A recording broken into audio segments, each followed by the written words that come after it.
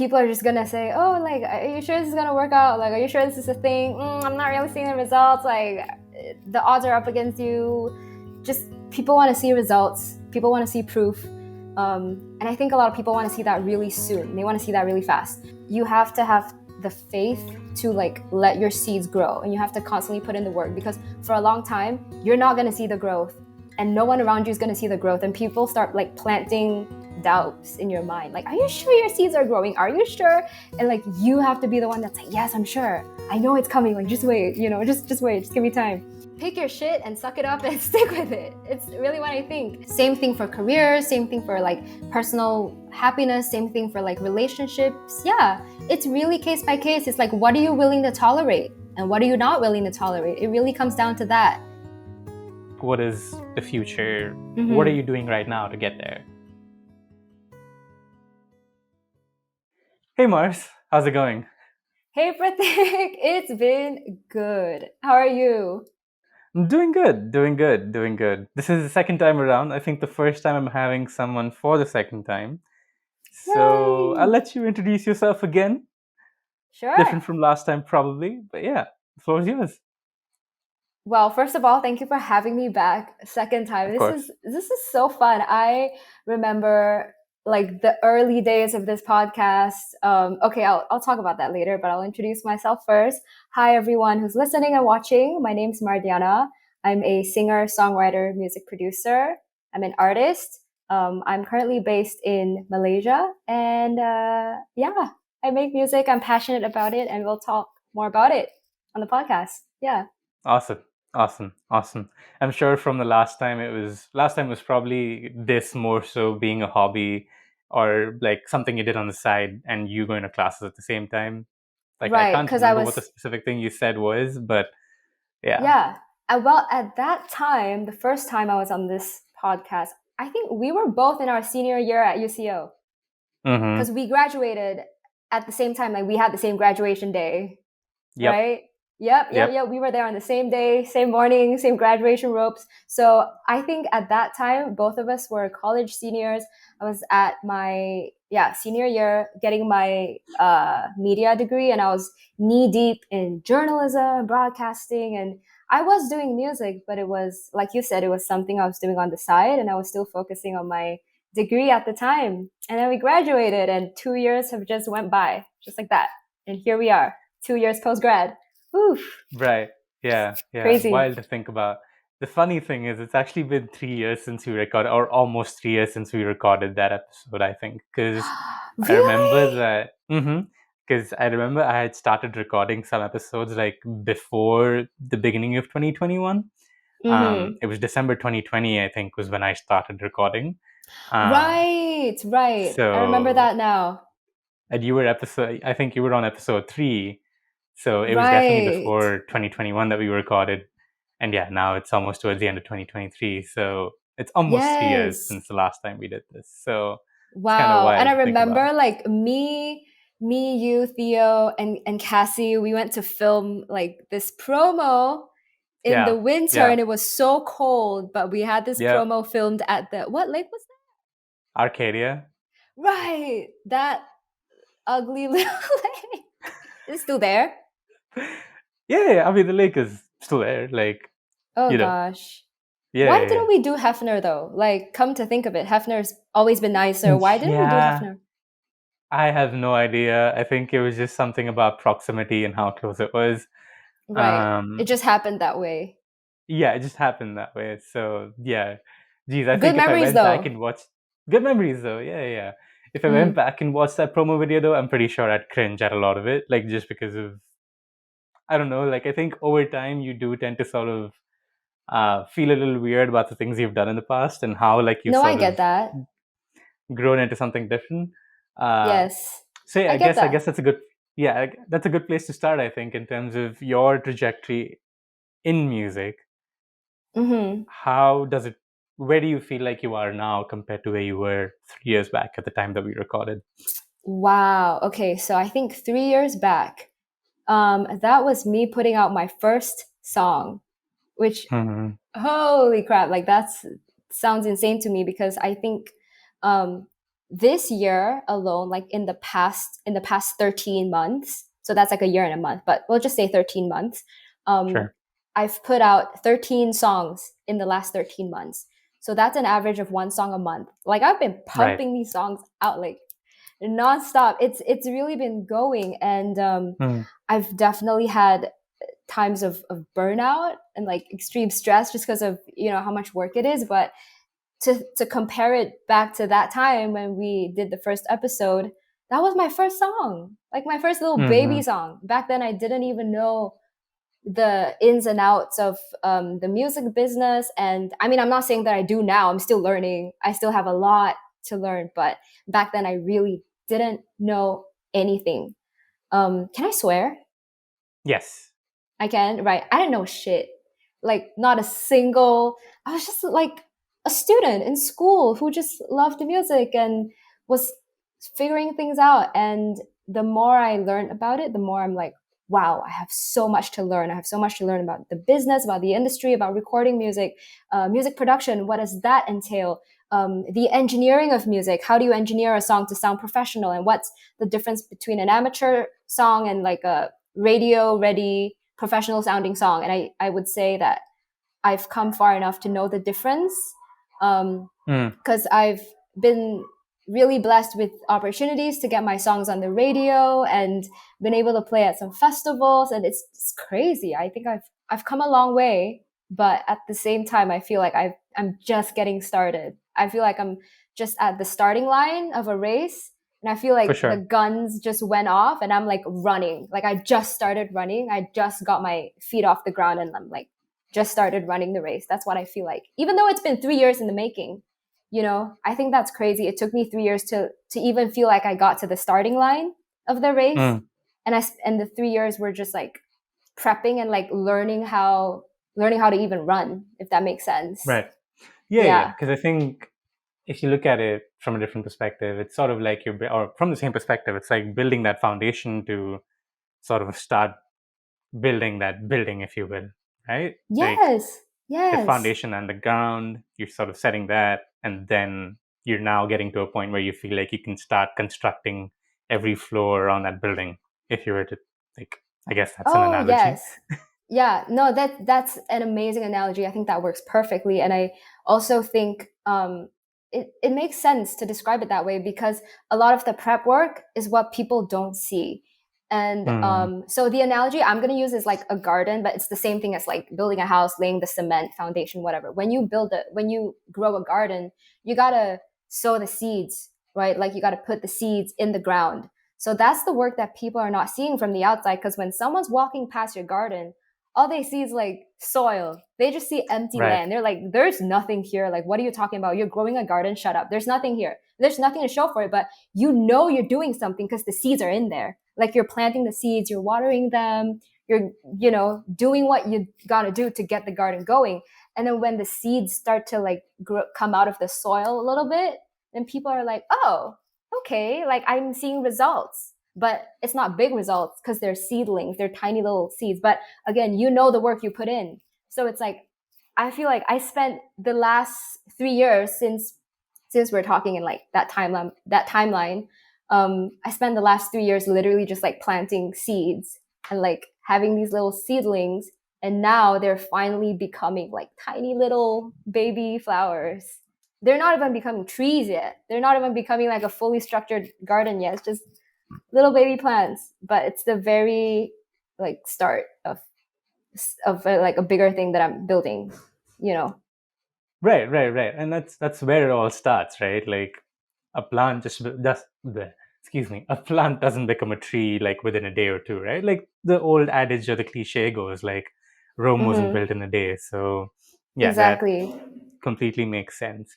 And I But think in the those, most oh, go oh ahead, sorry. Oh no, I was go gonna ahead. say the toughest part of all of this is like no one sees the seeds.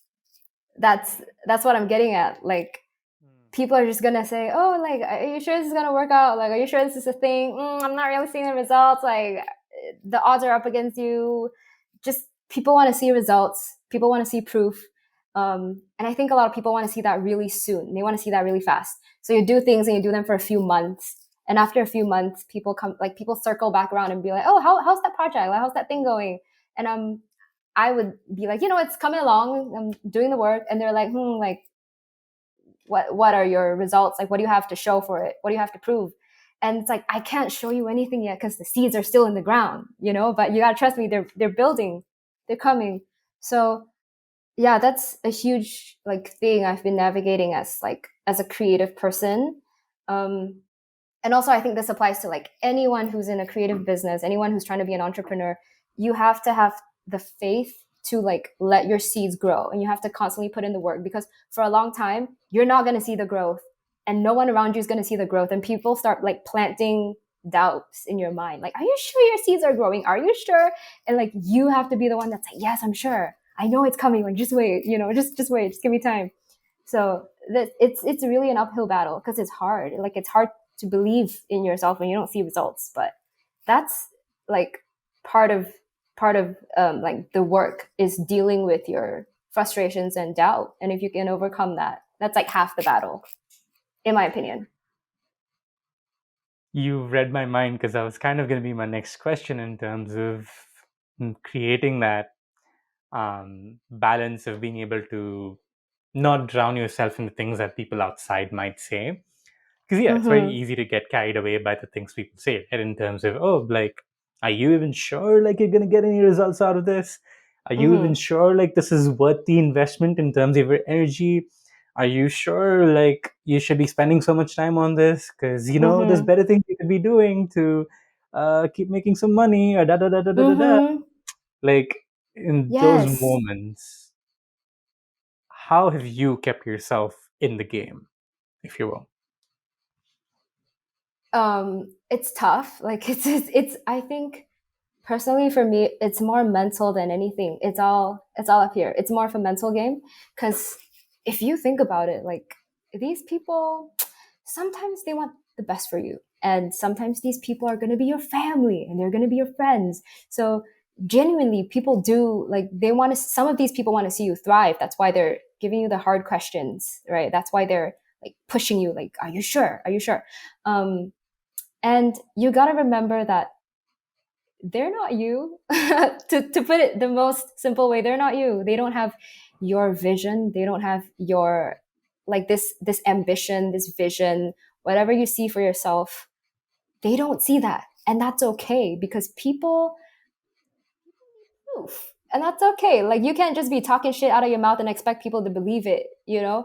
Obviously you have to believe it, like that's the number one. You have to have this like unwavering belief. I mean, I had to, in my case, I had to really have this unwavering belief and this stance that, like, no, I'm gonna do this. Just give me time. I know you don't believe me, but that's okay.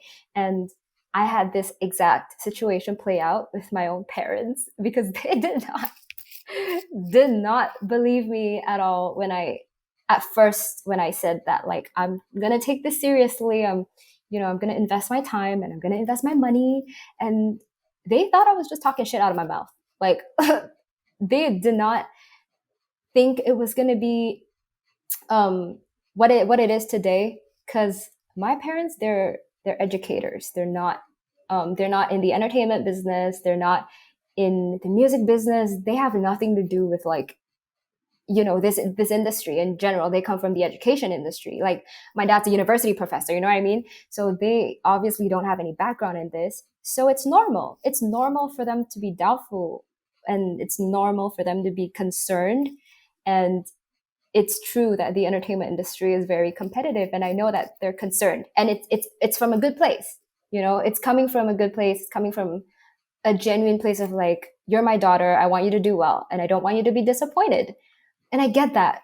But again, it's just like, I can't let you decide for me. I have to decide for me, and I have to prove to you.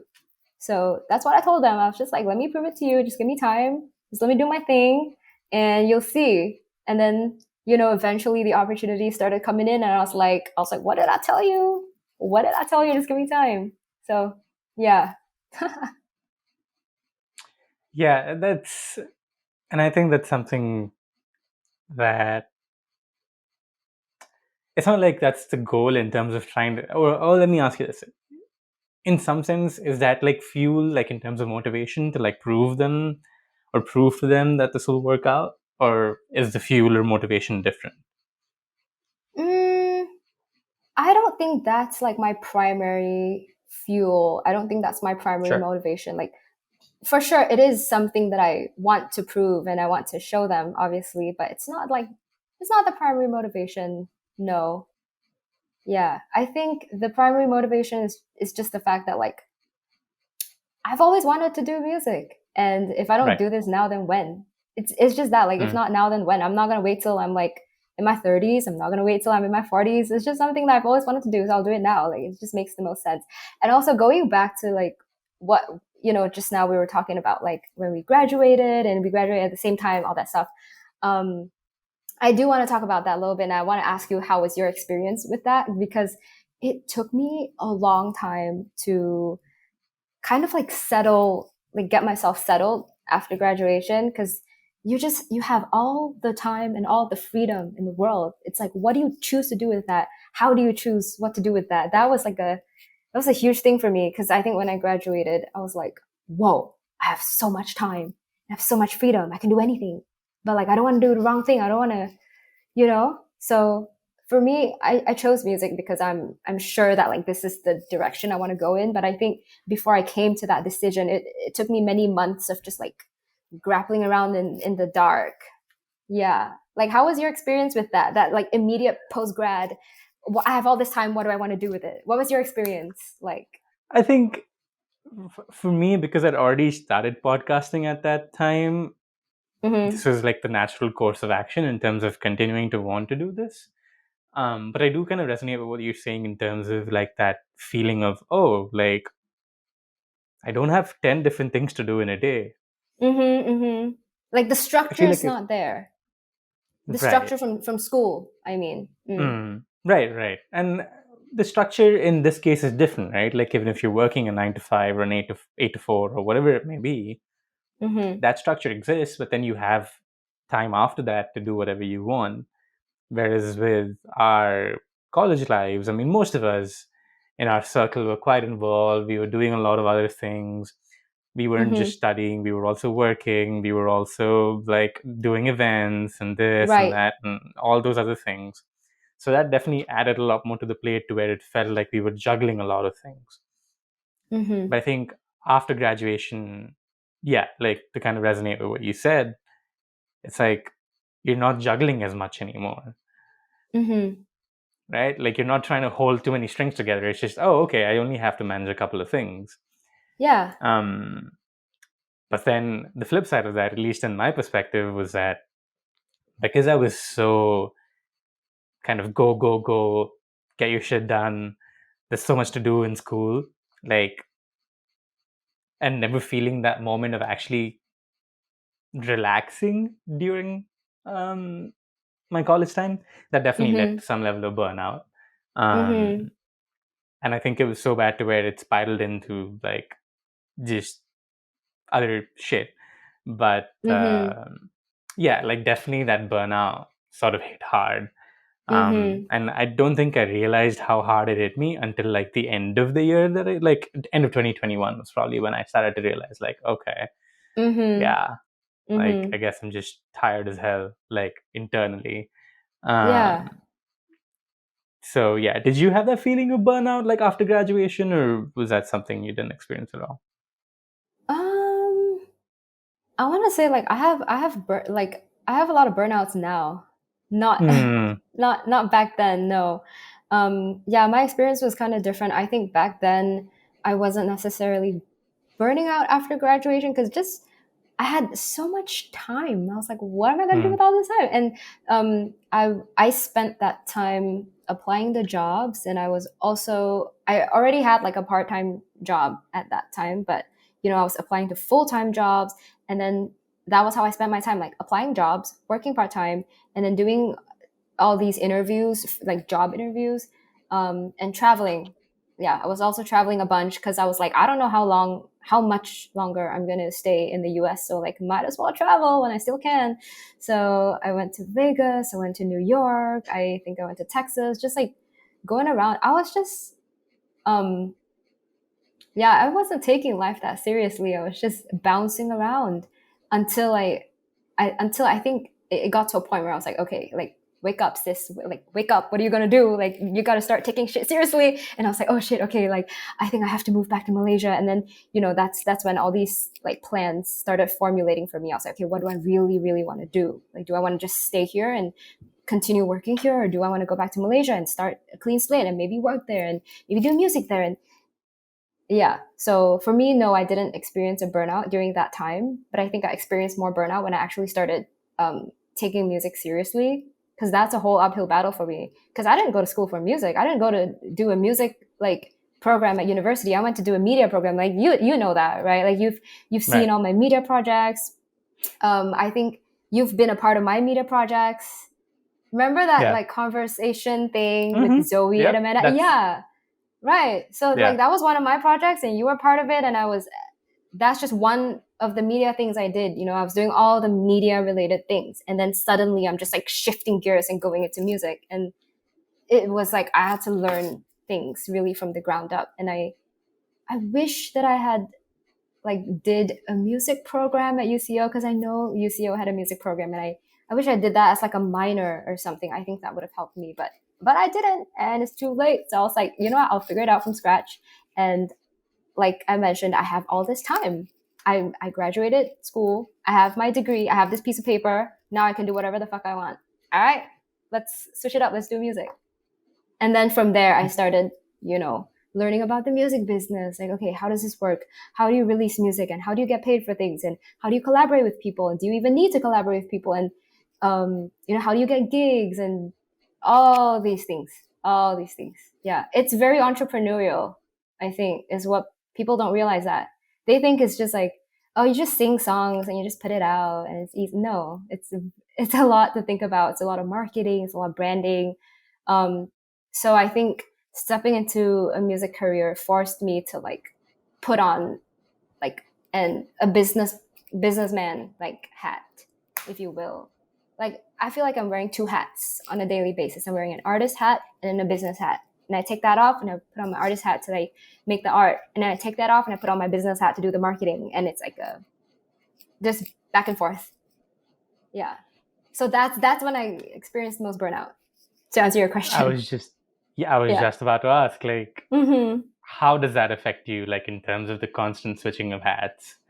Because I'm sure in that case, like you prefer to be focusing your energy mostly on music Mm-hmm. or doing all of this business stuff. Not saying that you don't want it, but I guess Yeah. like, and correct me if I'm wrong, but I'd assume that you want to direct more of your energy towards making music rather than having to worry about all these other entrepreneurial things that you have to do.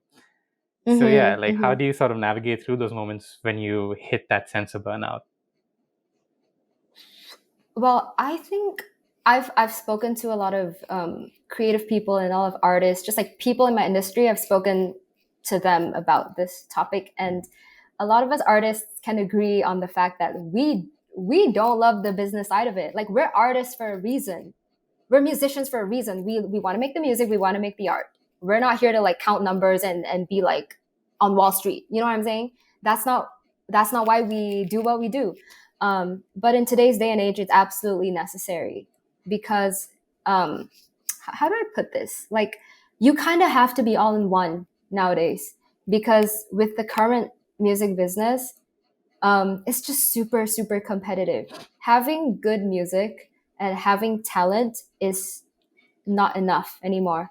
My TV is like moving in the background. It's distracting You're me. good. um, right. What was I saying? Oh, right. The business. In Mm-hmm. today's landscape of the industry, it's just not enough to be one thing. You can't just be talented. You have to have good marketing, you have to have good branding. And as an artist, what does that mean? It means you have to be memorable. It means you can't just like put out one song and then leave. Like I can't just release a song and then fuck off. I gotta stick around. I gotta do the marketing for it. I gotta do the promo. I gotta get the song out there, like make sure it gets listeners, and get on Instagram reels and get on TikTok and think of what kind of marketing content am I gonna do to push this song out. Does the song resonate with my message as an artist? And then there comes the bigger question of like, okay, who am I as an artist? What is like my brand? What is my thing? What is the like the core of my message that I want to share with people? And it's a lot. It really leads to mental burnout if you spend too much time like pondering. If you spend too much time worrying about it, you can very easily go down like this mental spiral, this mental burnout, which I've been like, you know what? I think I burn out like once a month, honestly. Once a month. Hmm. It's like I want to say that's like my average. I burn out once a month and then I bounce back and I'm um, I'll have a burnout phase where I'll be like, God, what am I doing? Like, is this the right thing? And just down in the dumps, basically. And then I'll bounce back and I'll be like, okay, you know what? I got it. This is what I'm gonna do. And then I'll go do that. And then I'll do that, and then I'll hit a point again where I'm like, oh shit, this is the right thing, and it just repeats. It's a cycle that repeats itself. But I've I've learned like that's just part of the job, is dealing with the hard parts, because the fun part is making the music. The fun part is making the art and doing the photo shoots and like all the creative things which I love to do, and that's the thing that's fun and effortless as an artist. It's doing the hard things that is like the 50% of it that we don't like to do, but we still have to do regardless. If you want to continue doing this, you have to do that. That's what I think. For sure. Like, I think especially because of the nature of things, like you said, you have to be all in one up to a certain point. I feel like after you say like get to a certain point where you're making decent enough income out of what you're doing, I do think that you could bring people in to manage some things for you, right? Like after a certain point, I know like that can be at different times for different people. Mm-hmm. Um, but I do feel like that's sort of like the progression to where you're like, okay, I think I'm at a point where I'm making enough for myself. I could probably bring another person in who just looks at the business side of things. They'll take care of the Mm-hmm. business. I will just focus on my music. Or they'll focus on the social media. I'll just focus on the music, right? Like, I mean, do you see that as like the trajectory of progression eventually? Yeah. Or yeah, or how do you see it? Yeah, no, I definitely see it like that. I think there has to be a point where delegation is necessary. Um, so, okay, this is just my opinion. Like, obviously, every like artist is going to approach this differently, but my opinion for this trajectory is like the main priority for me right now is releasing music and focusing on social media, which is like Instagram Reels and TikTok. So that's something that's still manageable on my end. It's still something that I can keep afloat, which is like what I'm doing right now. But like you said, there is going to be a point where I have to delegate, and I'm going to get like a business manager or like a finance manager or someone who's booking gigs for me, like a booking agent. Um, and there's many different ways to approach that. So the first way to approach it is to sign with a record label or like a recording company. So that's what most big artists have. Like they sign with Sony Music, Universal Music, like all these labels, and the label kind of has that all settled for you. Like they have your manager, they have your booking agent, they have your sound engineer, and they have all these producers and writers in house. So you don't even have to worry about your own productions. Mm, the only downside of sign the downside of signing with a label is that you're giving up a lot of control. So the label is going to take a huge chunk of the profits, and they're also going to take a lot of the control, which makes sense because they are the ones funding your career. Like they're giving you the money to do what you do at the level that you do. But in exchange, obviously, they're controlling more of the process. And so your your creative vision as an artist might or might not get compromised in the process. And so that's a tricky thing that's different with every label. I'm not going to say like, oh, every label is going to take away your creative vision. That's not what I'm saying, but it's tricky. And as an artist, you have to just you got to use your own discernment. I would say you got to use your discernment and decide like who's the best person for me to work with. How do I ensure that they're gonna help me to bring my creative vision to life, and not like stifling me and not restricting me and not putting all these restrictions on me. And like control me too much as control my creative expression too much. Because honestly, like as an artist, if your creative expression is taken away from you, like what else do you have left? You know what I mean? Like you're paid to make art. You're paid to be an expression for your creative ideas. And if this big record label comes in and hands you like this chunk of money, but they're like, okay, you know what? We're going to control everything you do from here on out. We're not going to let you execute your ideas the way you want to execute them. Then it's like you kind of just become a shell of a human. And that's why you see a lot of artists, big artists. It's not just like a small artist problem. It's like a lot of artists face this problem where they're signed with companies that don't really give them the freedom to release music when they want to release it or express themselves how they want to express it. And then it leads to burnout. And then it leads to fallout with the company, and it leads to lawsuits. And I don't know if you're familiar with the whole Taylor Swift thing, but she re-recorded her music. Like, do you know about? Can you elaborate on that? I don't know much about it. Okay, that's okay. But basically, Taylor Swift re-recorded her entire catalog of music because her basically the company that signed her when she was 18, they own the legal rights to all of her music. So that means Taylor Swift herself does not have the legal rights to the music that she wrote and she made. So that, number one, like that's fucked up in and of itself. But the second thing is that that company sold the rights to someone else without her consent. And the most fucked up part is that, you know, she's the one who wrote the songs, she's the one who made the songs, and that's her entire, like, that's her life's work from the age of 17 to now she's like in her 30s. Like, that's over 10 years of catalog of music, of work. And she doesn't own a single drop of the rights to that. And they sold all of that catalog to someone else. And that, unfortunately, is a very common thing that could basically fuck you over in the industry if you're not careful. Is that the company who signs you, they own all your rights and they can do whatever they want with your catalog of work, and you don't get to say a single thing about it. So, you know, what Taylor ended up doing is she re-recorded all her music, and now all the revenue is going to her. If you listen to her re-recorded versions, it's the profit, the royalty money, like it's all going to her. It's not going to the company because she re-recorded it, so she owns the rights. This is just a summary. Like, there's a lot of details. Obviously, it's a very complicated like lawsuit situation, but I'm just summarizing it. But the gist of it is that basically a lot of artists don't have control over their work, and that's a scary thing because it's your work. Like, you write this music, you create this music, you produce it, and then the company just kind of like rips it away from you, and it's like, okay, we own this now. Like, this is our property because we gave you the money to elevate your career in the way that it is today. So that's the tricky part about the music industry, which is why a lot of artists, I would say, are like hesitant to sign contracts and work with these companies. And again, I'm not shit talking the companies. I'm not saying they're all bad, but it is something that artists have to be careful about. Yeah. Right. So it's like as you scale your career, it's just like you gotta look out for these things. You know, it's hard. You gotta get a good lawyer. That's what I would say.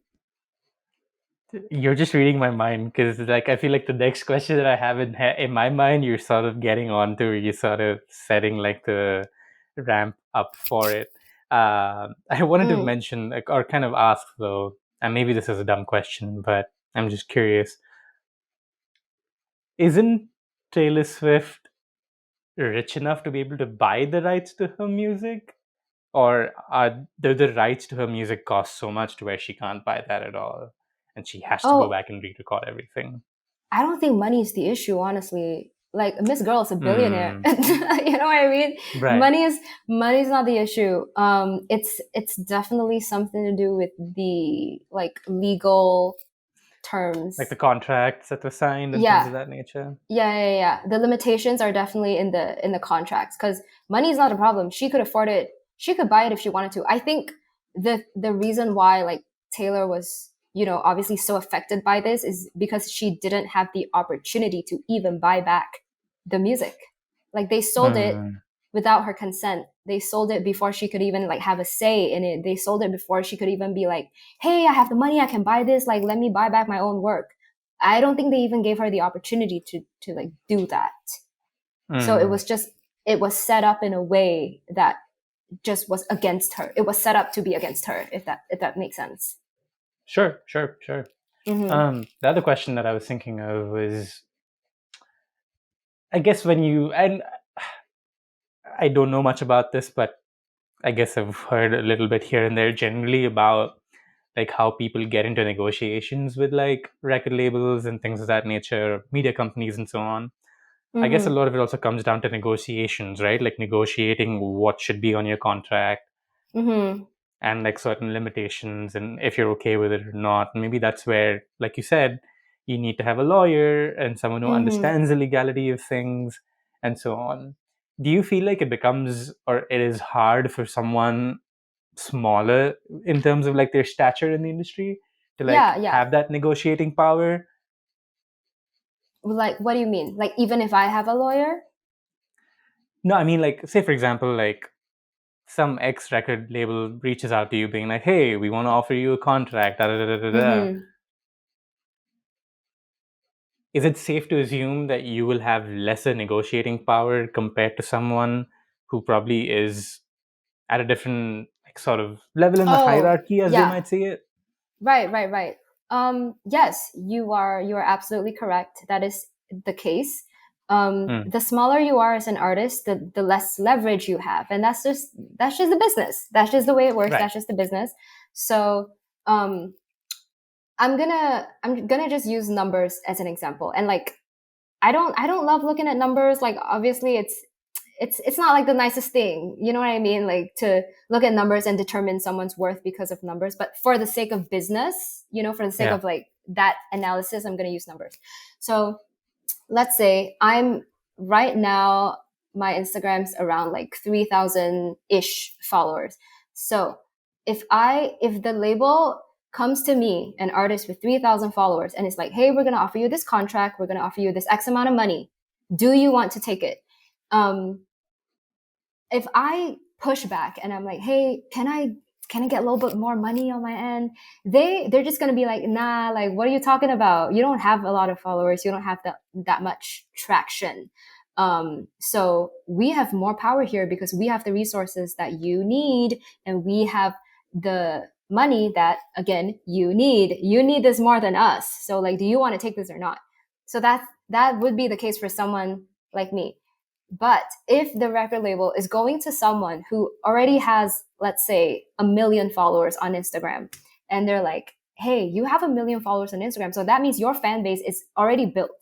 So that means the label doesn't have to do the job of building that fan base for you, which means they don't have to spend as much money on the marketing side because you already have 1 million followers on Instagram. That's like a fan base right there. That's a base of people who will listen to whatever you make and will pay attention to whatever you post. And I'm not saying that all of those 1 million followers love you and adore you, but there's still people who are paying attention to you. And in this industry, attention is the currency. Like attention is the currency. It's a attention economy. So the more eyes you have on you, that means the label doesn't have to do as much as much work to put in the money for your marketing and to push you out there because you are the marketing. So they're just gonna come to you and be like, hey, we have X amount of money. Do you want this contract? And you can push back and be like, you know what? I have 1 million followers, so I have this like base to start with. What can you offer me? Can you give me more money for this? I know I'm worth more than this. So, you know, obviously that gives you more leverage. And in this industry, that's just the way it works. It's all about how much attention is on you. Is all about how many fans do you have? How many listeners do you have? And by the way, it's not just Instagram that they're gonna look at. Obviously, they're Sure. gonna look at Spotify. They're gonna look at YouTube. Like they're gonna look at your stats across all these platforms. Like how many monthly listeners do you have, and what's your most streamed song, and da da da. Different factors. But when it all comes down to it, it's about leverage and it's about numbers. So Hmm. yeah, that's a great question. Yeah. Thank you. Yeah, is that a trap that people fall into? Like, again, like, I'm not trying to sort of pass judgment on anybody who selects to take a contract on, Oh yeah, no, for because sure, for it's sure. safety, right? Like, it's Yes, safety yes. in a lot of ways, because it's guaranteed money. It's sort of like you're going to get the growth from being under this contract label, or at least you would hope that you would, Mm-hmm. or record label for that matter. So is that what like people fall into, which sort of then could possibly affect them in the long run? What do you mean? Affect them in? Affect them, I guess, generally how they might feel restricted, like you said earlier, by being bound by by the rules of the record label. Right, yeah. So I'm gonna say that depends on um again whether or not you have a good lawyer and knows how to read into Mm-hmm. the legalities of the contract. Because if you have a good lawyer, the lawyer is going to be able to point out things in the contract that are kind of written against you that you wouldn't know about unless you're a lawyer. So a lawyer would be able to tell you things like, hey, look, they have this clause in the contract that says that they're going to own the rights to all your music. Are you in agreement with this? Like, are you sure you want to take this contract? Let's renegotiate these terms. Let's push back. Let's ask them to talk about it. So again, you got to get a really good lawyer who understands all the legalities and all the terms. And again, going back to like the numbers thing, if you have more leverage on that side, then you have more negotiating power to kind of like renegotiate the contracts and be like, hey, I'm not okay with this clause. I'm not okay with you guys having all the rights to my music. Can we do a 50-50? Can I have 50% of the rights? And we'll split 50-50 on the rights and see how that goes. And if that doesn't work out in 2 years, then we both have the right to terminate this contract, because some contracts are set up in the way that only one party gets to terminate it. And that's usually the label. They don't give the Mm-hmm. artist like the right to terminate the contract, but the label gets to terminate it whenever they want. And again, that's one of the things that a lawyer would be able to point out for you when you bring it to a lawyer. So get a good lawyer is what I would say. Get a good lawyer. Never go through Lawyer up, contracts alone. Mm-hmm. right? Absolutely. Lawyer up. Absolutely. Mm-hmm. Yeah.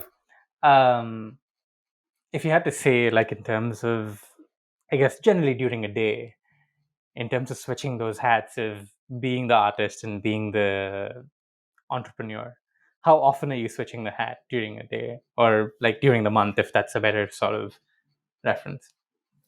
Ooh, I don't know. See, the interesting thing about being an artist or an entrepreneur is that, by the way, I think there are a lot of similarities between like being an artist and an entrepreneur. But one of the first things I would say is that this is not a 9 to 5. You don't just clock in at 9, do what you're paid to do, and then clock out at 5, and then you fuck off and do whatever the hell you want to do. No, it does not work like that at all. You're basically clocked in 24/7, and that's I think that's what leads to the mental burnout and like the spiral, the downward spiral, because you're constantly like thinking and analyzing in your head. You're constantly living in your head up here.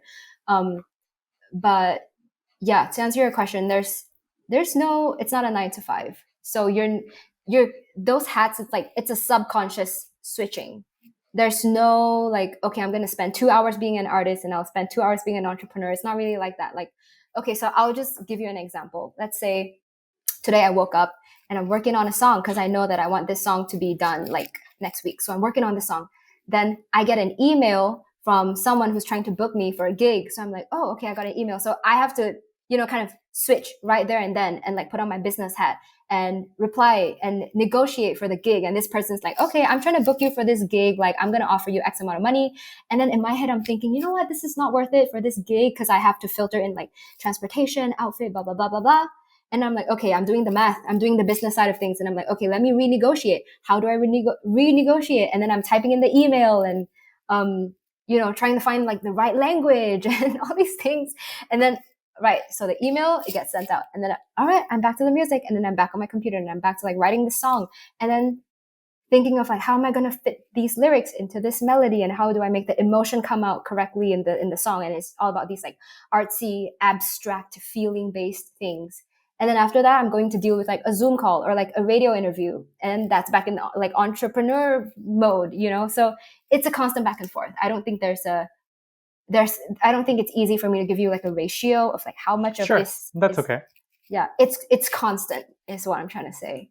It's just a switch that constantly goes on and off. It's a clusterfuck, to be honest. Right, right. Yeah. Is that something that you're able to basically tap into either side smoothly, would you say? Is that the Sort right way to of. phrase it? You kind of have to. Yeah. I mean, I kind of have to. And um yeah, I think that's a huge part of the challenge is like not getting too frazzled and not spreading yourself too thin. So Mm. for me personally, if I feel like I really have to like lock in and focus on this song right now, I have to lock in and finish it. So I'll just put my devices, my phone, everything is just like on do not disturb mode. So I'm not getting notifications and no one can call me. And even if you call me, you're getting ignored because I have to finish this song. And then I'll lock in and I'll get it done. And then after that, after a few hours, I emerge from that and I'm like, okay, let me go check my emails. And then I go do the other stuff. So sometimes, yeah, you got to just like lock in and do that to like really grind it out, really get things done. But some other days, I let myself kind of go in between, be doing music and then be doing that and then back and forth and then going to meetings and then coming back and doing a production. Yeah. It's all just like mixed into one, like a Mm. blender, like blending everything together. Right, Yeah. right, right, right, right. I've been What watching a is? Oh, lot go of like ahead. on oh sorry, no, I was saying like I've been watching a lot of like entrepreneurial videos and just interviews of people who are like really successful and people who manage to scale their businesses really big, and they all talk about the key element, which is like time management and discipline, which I think is it's something that we artists hate to hear, discipline. Because a lot of us artists, like artistic or like creative artsy people, we just want to like go with the flow and go with our ideas. And if inspiration is sparking for me here, then I'll just go with that direction. Like we want to go with the flow, we want to be flowy but you got to have that discipline in there. You got to have that structure in there. And the main, I think, challenge for that is defining structure for yourself so that your creativity can function within the structure. Does that make sense? Yeah, yeah, yeah, yeah, totally. That does. Because this is probably a bit of a tangential thought, but um, I attend these breathwork classes back in India every night, like through a These Zoom call. what? Sorry? Breathwork and meditation classes. Oh yeah. Mm-hmm, Uh-huh. And at the end of those classes, it's with this group called Art of Living for anybody who's curious. But anyway, mm-hmm. um, at the end of those sessions, the teacher usually like has like a lesson like from a book. And yesterday's Mm-hmm. lesson was about like that combination of discipline and freedom, like Yes. how those two have to meet together, and you can't be Yes. in either extreme. Because if Mm-hmm. you're too sort of in that mold of freedom, you're gonna have a lot of downsides that come with that. And similarly, on the Yes. flip side of discipline, you're gonna have a lot of downsides with that. So you talking about that reminded me of that, which I heard like last night. So I guess at this point, like 12, no, about 11 hours back. So Mm-hmm. yeah, there's definitely Oh, something that, definitely. For yeah, sure, is for very sure. important. Yeah. um Dude, I was that's super thinking in interesting. Super interesting that you bring up like breath work and meditation because I've been getting into that too, like this year. Yeah, what's that been like? Yeah, now that you mention it, let's talk about that. it's new to me, man. It's still new to me. And I remember back when we were neighbors. Anyway, like for anyone who's listening, context, Pratik and I were neighbors. Like he lived Yes. upstairs and I would go over and hang out or he would come over and hang out. Like it was like a little community and we were able to Yep. just like go back and forth and hang out a lot. And I remember at our apartment complex that we used to live at, you would literally like go out in the mornings and meditate like on your like outside your apartment. You and Yeah, yeah, that Sam. was breathwork. Yeah. Yeah, I remember like you and Sam at the time were the ones who were into like spirituality and meditation. And me at the time, like I did not know anything about that. But this year I've been like kind of been on that journey. I've been on that journey, like meditation, spirituality. I've really been learning a lot about that this year, which goes hand in hand with being an artist, quite quite it's just like a funny coincidence that I started getting into it, and I realized it has a lot to do with like being an artist and being spiritual and all that stuff. But yeah, I remember that you and Sam kind of like sparked that interest for me. And you used to tell me about this thing called sun salutations. And back then, Hmm. obviously, I had no idea what it was. But recently, I have actually read about it, and I was like, oh, that's what it means. Like, you get up in the morning, you greet the sun, and it's like, wow, it's super interesting. It helps me. I think it really grounds me because in music, and like I said, I'm constantly switching gears between like artist and entrepreneur, and just like mentally running in circles around myself. And I need moments to just like, okay, shut up, like shut up, breathe, meditate. Yeah, that helps. It really helps me to just ground myself, to just Hmm. calm down and like reprioritize. That's the word I'm looking for. Reprioritize. Hmm. Mm-hmm. Interesting. Yeah, and I think that's the other interesting thing about like things like breathwork or meditation and so on, right? Like when you feel like you're at a point where you need it, is probably when you give it the most effort to want to do it. Mm-hmm. Would you say that a safe assumption to make, in the sense that like it's sort of naturally happening for you right now, to where you're like, oh, I probably need to incorporate a lot of this in my life. Probably need Yes. this right now, so I need to focus on it a little more. But back then, you probably didn't need it as much, so no, it Yes. was whatever. Exactly. Yes. Right? Yes. Yeah. Because back then I don't think I had the I don't think I had the stress that I do now. So yeah, you're right. It does make sense. It makes sense in my life now because I'm a lot more constantly stressed out now. So it helps. The breath work, the meditating, the like grounding myself and reminding myself to stay present and all these things. I do need it a lot now, and it really helps. Do you follow like a routine of any sorts, or is it just something that you do when you want to do, kind of thing? Um, I like to do it at night. Sorry, there's like my dogs are barking. I don't know if you You're can. good. I don't know if it's picking up. I hope It it's just not. picked up a little bit, but it's okay. It's okay. Okay. Um, right. As I was saying, I like to do it. I want to say at night, like before I go to Mm, bed. Like if I'm just like lying down and I'm just calm and I'm trying to like set my intentions so that mm, I fall asleep with those intentions. And so when I wake up, I have like, it's fresh in my brain. Like I wake up and it's the first thing that pops into my head is like the intentions that I set from the night before. Um, and I like to do like sometimes I like to switch it up. I don't do like the same thing all the time. So sometimes I'll do breath work. Sometimes I'll do like visualizations. I don't know if you're familiar with this thing with the concept of like quantum leap or like quantum jump. I've heard the words, but if you want to elaborate on them. Okay, so it's basically visualization.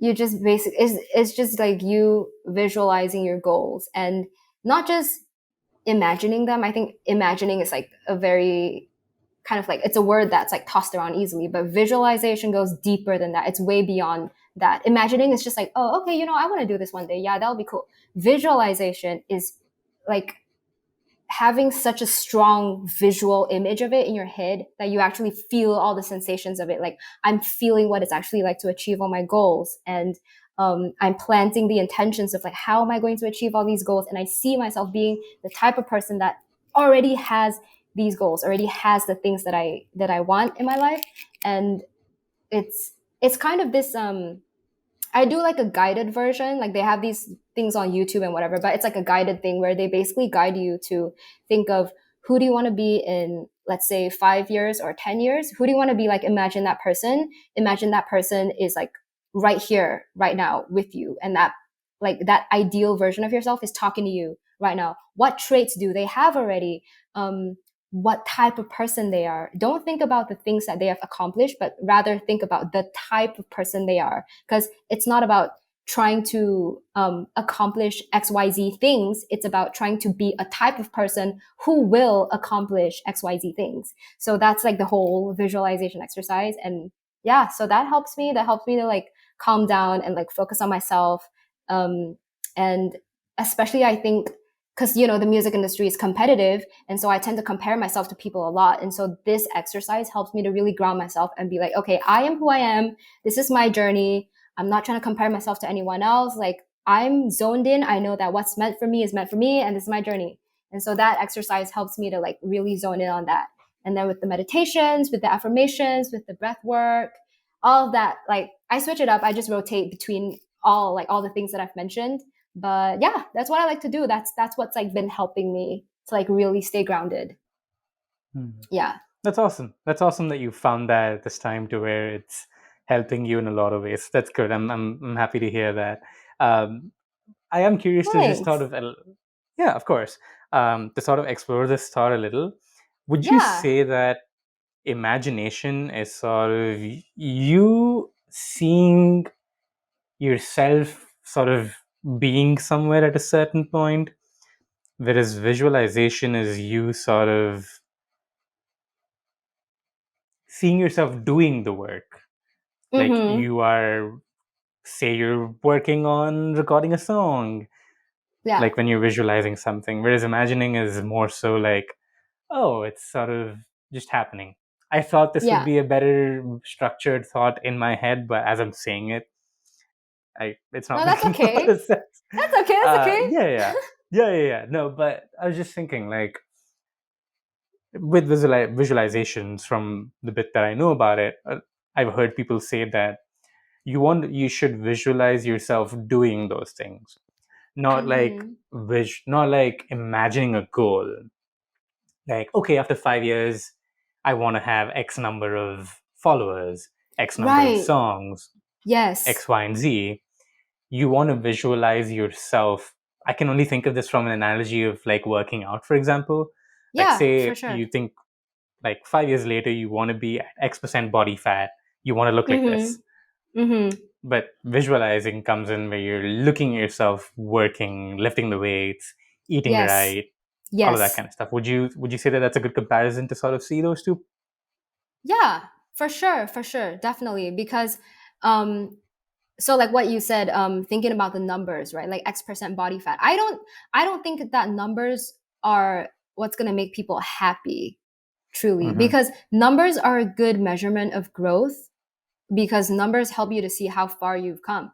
Obviously, coming from like, okay, I don't know like what's the comparison in like fitness and body fat, because like I'm not a fitness person, but I'm gonna use like You're what good. I know, which is social Yeah, it's media, for completely fine. example.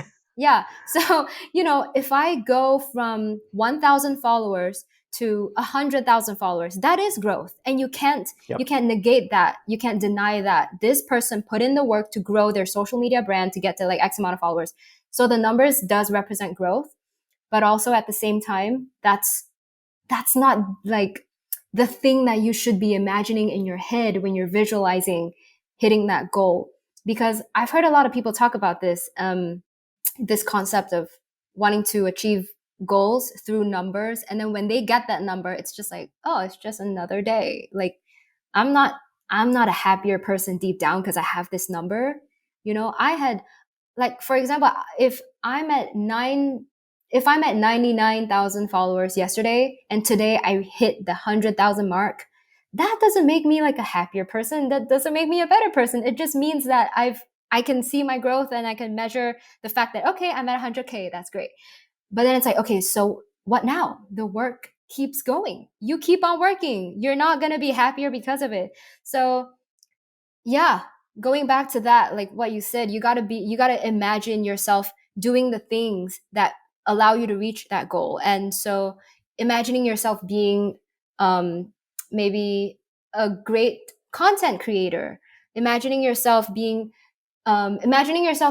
the skills that are needed for you to be a content creator at that level. So let's say, for example, you used to hate talking on camera, you used to hate showing up on camera, and now at that level, at that new level, you're super comfortable on camera. So that's the type of growth that you should be imagining. You shouldn't be imagining like, oh, I want to see 100K, like that number. It's not going to make you happy. What's going to actually drive you to move forward is developing the habits that that person already has, which is like, content creation. That's a skill. Talking on camera, that's a skill. Editing videos, or like whatever your niche is, whatever the skill set is, or whatever the habit is. It's all about habits. Have you read this book? It's called Atomic Habits. I actually haven't read it, I have bought it like recently, but I haven't gotten to reading it yet. But I know the book you're talking about. I actually Yeah. read this other book. Why am I forgetting the name now? Um, it is another book about habits. Mm-hmm. It's oh shit. It has this yellow cover. Uh, Is it by Russ? fuck. No, I think the Who's name the of the author writer? was Charles Duhigg. I mean, Okay. I am on my laptop. Let me just Google it real quick. Charles Duhigg, Power of Habit. There we go. That was the book I read. Oh, okay. Um, All right. All yeah, The right. Power of Habit. I remember reading about like how in terms of marketing and business they used like the idea of having to brush your teeth, like Pepsodent did, I think, if I'm not mistaken. Um, and their marketing sort of made the brush your teeth 2 times a day thing an actuality of some sense, if I can remember that correctly. Okay. Um, mhm. So yeah, I read that book like a few years back, and that was a really nice book. But yeah, I Right. haven't read So, Atomic what's Habits yet. what's the biggest thing you took away from that book? Right now, I think repetition is probably like a huge thing when it comes Mm-hmm. to building good habits. And Mm-hmm. that, For I sure. guess, if I I had to agree. extrapolate that a little further, um, knowing that it's okay to fall down sometimes. Oh Like, I guess yeah, this is for more sure. like a generalistic view, not specific to Mm-hmm. the book, but I guess it includes aspects that I read from the book. But yeah, like, it's okay if you're unable to go to the gym today. Like, Yeah. for some reason, right? Like, you woke up with a bad headache Yeah. or you feel like shit. You can't go to the gym. That's okay. But don't let that become 2 days, 3 days, 4 days, 5 days. Instead, the next time you're able to do it, get up and do it. Right. Like bounce back. Right. And on the flip Yeah. side, also, I guess this is not much of a flip side, but in certain moments, you also need to be able to push yourself in those moments. Like maybe headache is not a good example when you're thinking about working out, but say, Mm-hmm. for example, I guess you could think about, oh, like you're in your head, you're like, nah, I don't want to be here. I just want to lay in bed today. It's so cold Mm-hmm. outside. Who gives a shit? Yeah. Let me just stay in bed. That's kind of when you also have to fight that thought and be like, no, I'm gonna get up. I'm gonna get my workout in. I'm gonna get it in as much as I can. And then Mm-hmm. when you're there, you sort of push yourself further to finish your workout, right? Like I guess I'm Mm-hmm. talking about this much more because that's something that I've been focusing on currently in my life. Yeah. Yeah. Um, because yeah, like I've noticed those patterns in me too. Like when I'm at the gym, I'm like, oh, I've gotten to, okay, I've done like this muscle group. I should call it a day.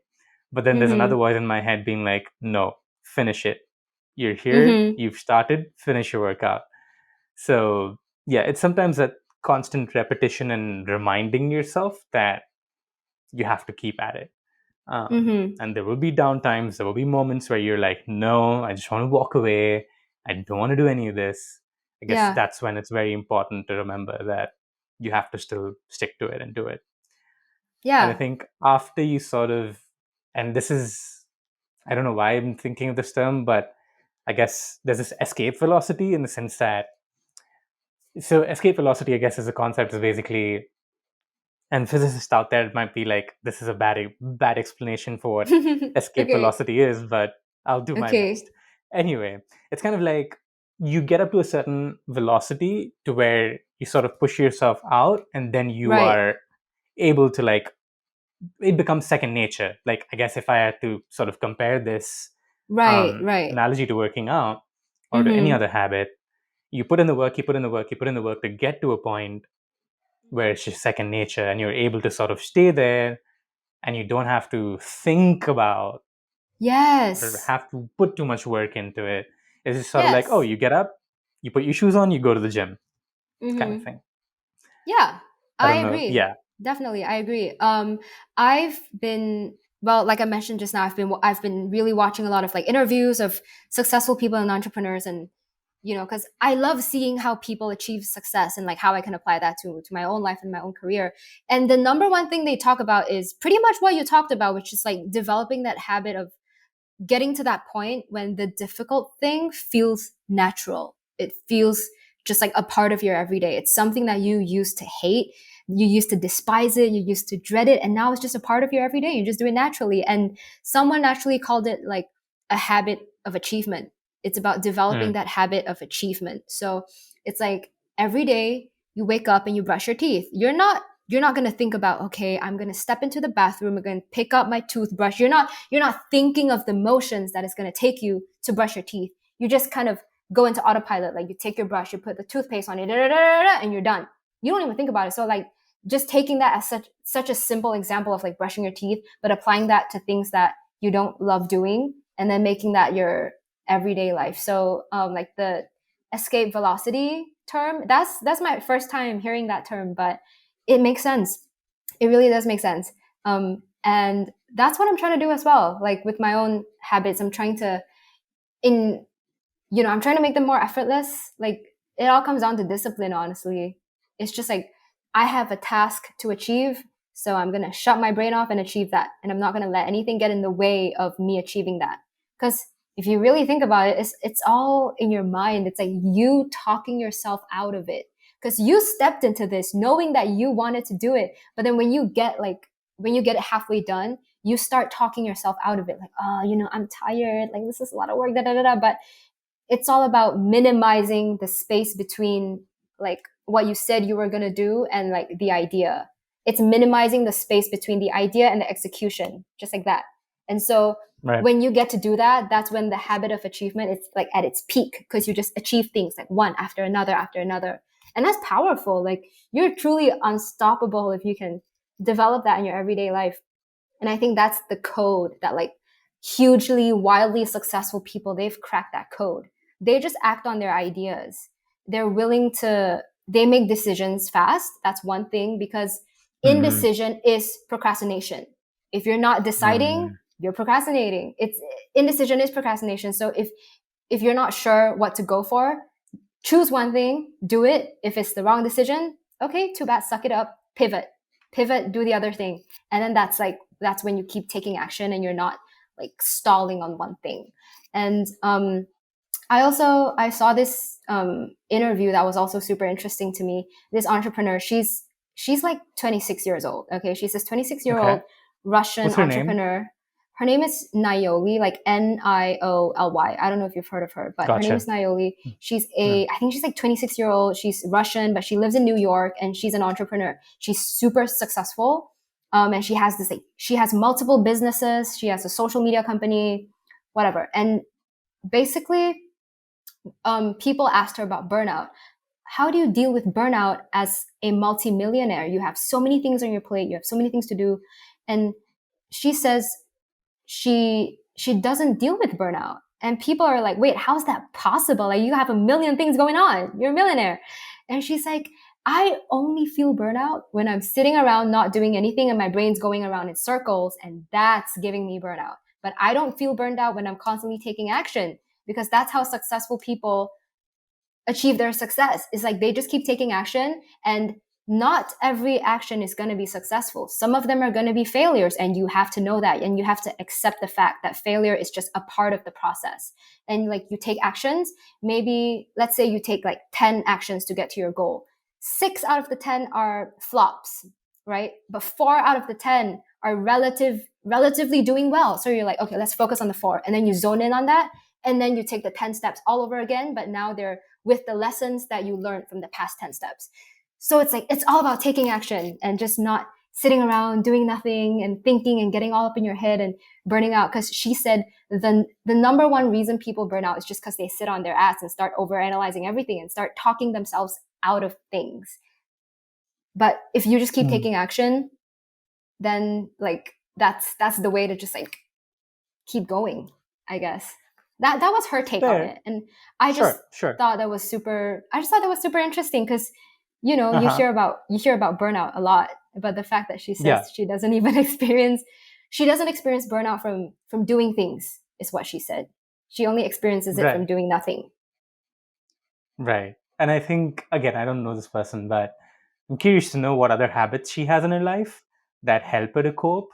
Because I think at the end of the day, like, you also need other things where you can, even though it's an action of some sort, you do have to sort of switch off or cope with the way you're Oh yeah. feeling, because eventually those Mm-hmm. things will get to you, right? Like, so I wonder, I'm Yeah. just curious to know what our other habits are like. Like, is Right. she very much into working out? Is she into meditating? Is she into journaling? Is she into all of those kind of things where you help yourself mentally? Like So I well-being wonder if habits. correct, correct. Right. Um, Well, I mean, obviously I don't know her personally. I just like follow her on socials and I've sure. watched like a couple interviews and things like that. But from what I've heard, she works out every day, has a personal trainer.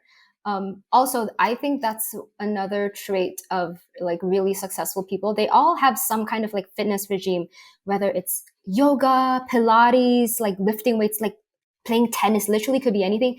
They all have some kind of fitness outlet. And I think that's super crucial because it fitness is a place where you just kind of clear your mind. You're focusing on like your like physical form. You're focusing on like physical action. You're not like up here thinking and overanalyzing. And that helps with mental clarity.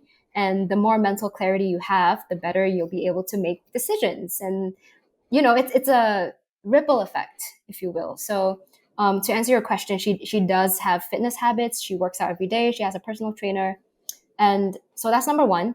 Number two, I wouldn't say this is like a well-being habit, but it's just something that she does, and also like a lot of like successful people do. They delegate so that they don't live their life making every single decision that they don't have to make. So in her example, she says that she has a housekeeper. She has so obviously that's like that's because she can afford it. Like people like me, I can afford a housekeeper, so that's out of the question, obviously. But for people on that level, she has a housekeeper to do all the house chores, so she's not touching a thing in the house. She has a personal stylist, so she's not deciding what she's going to wear on an everyday basis. Her stylist picks out all the outfits and she just wakes up, puts on the outfit and goes. And then obviously she has her personal assistant who lines up every single day's activities, like you're going to do this and that, you're going to take these meetings and go to this call, blah blah blah. So she's basically throughout the day eliminating the need to make small decisions, and that's freeing up the space in her brain to make bigger decisions. And I found that super fascinating because like like people like you and me, we're making all our decisions on our own. You know what I mean? Like we're deciding what am I going to eat today and like what's my schedule and these things. Successful like big millionaires and these people, they don't do any of that because there's delegation in their life. Someone else is handling that, so they get to focus on what they're good at. And Hmm. I think that's something we can take away from them is like focus on what you're good at. Don't focus on what you're not good at doing, because something that you're not so good at doing, eventually down the line you can delegate that to someone else. Like someone else will be able to do that for you. But how you're going to, really bring out the best potential in yourself is to do what you're the best at doing. It's like coming up with your own ideas, whatever those ideas may be, and be executing those ideas in the ways that you want to execute them. And then anything that you suck at doing or that you hate doing, give it to someone else. If you can, obviously, like not everyone's going to be able to afford that, but that's the goal. It's like to be able to just delegate things to other people. Right, and it's getting to that point, right? So I'd be curious to know, even in her case, like how she was managing this before she got to a point where she could afford a housekeeper, afford a personal stylist, afford a personal assistant, and things of that Right. nature. So I'd be curious to know how she did that, because this reminded me of Mm-hmm. something that I had heard about Zuckerberg, I believe, if Mm-hmm. I'm not mistaken. I think to eliminate the decision of what to wear every day, he just bought the same T-shirt and the same pants or I've some heard shit like about that. that. Yes. Yes. Right. Yes. So basically, you just go into the closet, pick out your clothes, and you wear it. You don't have to decide, oh, what am I going to wear today? Am I going to wear blue with beige or da da da da da da? It's None of that. decision fatigue. That's what it is. Yep. Yep. I've definitely heard that being a trait within a lot of people, like ultra successful people, I suppose. Mm-hmm. Like when you look at them from a perspective of finances and business and so on. Um, Mm-hmm. how they feel about how they feel about their success is a different thing altogether, right? Because not every successful person is also happy. So I guess there's a True. flip side to that too. True. But I think the one way like we can bring that into our own lives is probably just doing things that, like for example, like I think one way that I do that for me with clothes is that I take out some shirts and I take out some trousers and I iron those during the weekend. I'm not trying to Right. boast about myself or my habits, I but know. I'm just saying like that helps me. Yeah. Uh, and this is something I want to do more often. I don't do often enough, um, but it's something that I'm trying to make a more regular habit. But yeah, I basically pick out a few t-shirts and a few pants. I iron them, and I put them in my closet. Then when I go into my closet, I don't have to think about, oh, I need to iron this or whatever. I see one, I'm like, okay, I'll wear this today. I take it out, I take the matching pant, and that's it. I'm done. Like I'm not taking 5 minutes, 10 minutes to decide what am I going to wear today, if that makes Right. sense. Yeah, So I feel like completely. it's like inculcating those small habits wherever you can to sort of, Mm-hmm. like you said, eliminate that decision fatigue, right? Mm-hmm. Um, and that's super helpful. Like you're not drained by having to think about making decisions every single moment. And that also goes Yes. back to the other thing that you said earlier about how, I'm curious to know whom you heard this from, because I read something similar recently from another entrepreneur, um, about, yeah, like don't overthink the decision making process. Just make a decision and Mm-hmm. be willing to deal with the consequences of it. Yes. Um, and I think sometimes we sort of overthink because we are worried about what the consequences might be. Yes. And it sort of slows us down a lot. But if you just Mm-hmm. jump in, make the decision, and trust yourself enough to know where, okay, I can deal with the consequences, you'll Mm-hmm. be okay. And again, that's different for different people because everybody is in their own position in life. So it's easy Mm-hmm. to sort of say these things, but then when it comes to implementing it in our own personal lives, For I sure. guess you have to sort of measure where you are and sort of figure a lot of those things out. And I think what it all boils down to at the end of the day is working on building that level of self awareness, right? Like, Yes. would you say It's that all about that's self-awareness. right? Yeah. So I feel like that level of self awareness is going to gradually help you out as well, to where you figure those things out and are not going to worry too much about the outcomes of your decision Mm-hmm. and be like, okay, made this decision. Bleh. I've made this decision. I don't know why that was hard to say, but Happens. right. I've made this decision and I'm going to live with it and I'll be okay. And again, it depends on the decision because there's a lot of big decisions that probably need some thinking too. Like, Yeah. so different strokes for different folks and different situations demand different responses, right? So, No, I um, feel that. I completely feel that. Do you watch Mr. Beast? Or like do you know who he is? I'm I sure you know who he Yeah, is. yeah. I know who. Yeah. I know who Mr. Beast is, but I don't watch a lot of his content. But I Yeah. have heard him like in interviews, either through reels or like through listening to podcasts and things of that nature.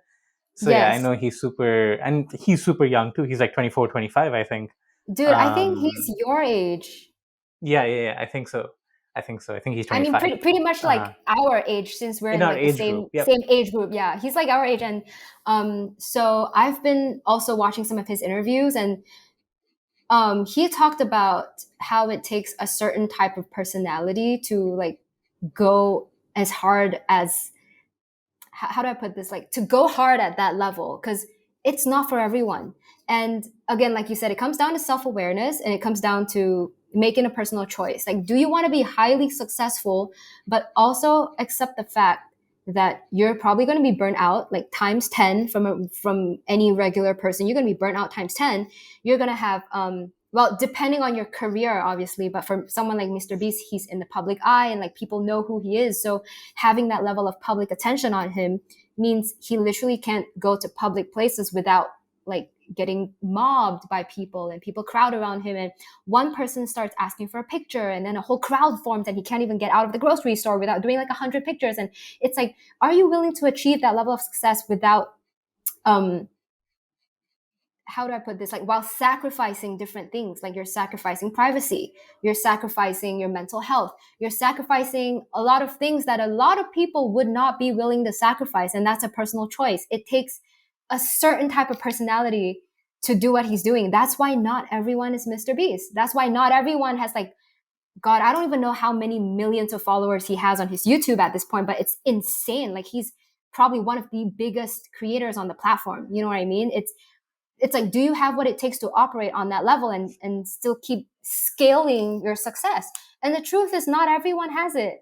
And that's completely okay, because it's all about Mm-hmm. self-awareness. Some people are going to get to 1 million followers on their YouTube and they're going to be like, you know what? This is my peak. I'm happy with this. I can pay my bills. I can feed my family. 1 million is, is still a lot of subscribers, and I'm able to make videos that people enjoy. And I'm still able to kind of, like, take care of my mental health somewhat, and I'm not super in the public eye, but I'm, well known enough that my work gets paid for and is recognized. Okay, I'm fine with this. I don't have to keep scaling. And that's okay. It's all about self-awareness. It's like, what kind of life do you want to have? What kind of where do you see yourself in these different groups? Like, where do you see yourself in the relationship group? Where do you see yourself in the mental health group? Do you want to be, like, at peace with yourself all the time, or are you okay with being stressed out all the time? But that, again, helps you to scale your business and be more successful. So it really does come down to self-awareness, in my opinion. Because some people are just happy with, like, a 9 to 5. And that's Yeah, not to shit on 9 to 5s. I'm absolutely not shitting on absolutely. any 9 to 5. It's like, some people just want balance. They want to have a job that takes Monday to Friday, and then Saturday, Sunday, they can do whatever they want, spend time with their kids, spend time with the family. And that's totally okay. It's a balanced life. But if you want to scale your business and be a CEO of, like, a multi-billion-dollar brand, then you have to accept that you're not going to have your weekends with your kids, or you probably can't even be in a relationship because of how stressful your job is. Like, you don't have time for shit. You're making business decisions, and you're at the office working overtime. It, like, I can go on and on about this, but I think it's like, pick your shit and suck it up and stick with it. It's really what I think. And for myself, I think I've come to accept that. I've come to accept that I've had to make a lot of sacrifices to do what I want to do. And one big sacrifice I've had to make is, like, mental stability.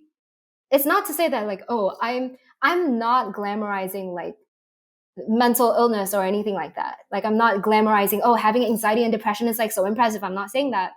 But I've come to accept that if I'm going to do what I want to do, then I have to be able to take this level of mental stress.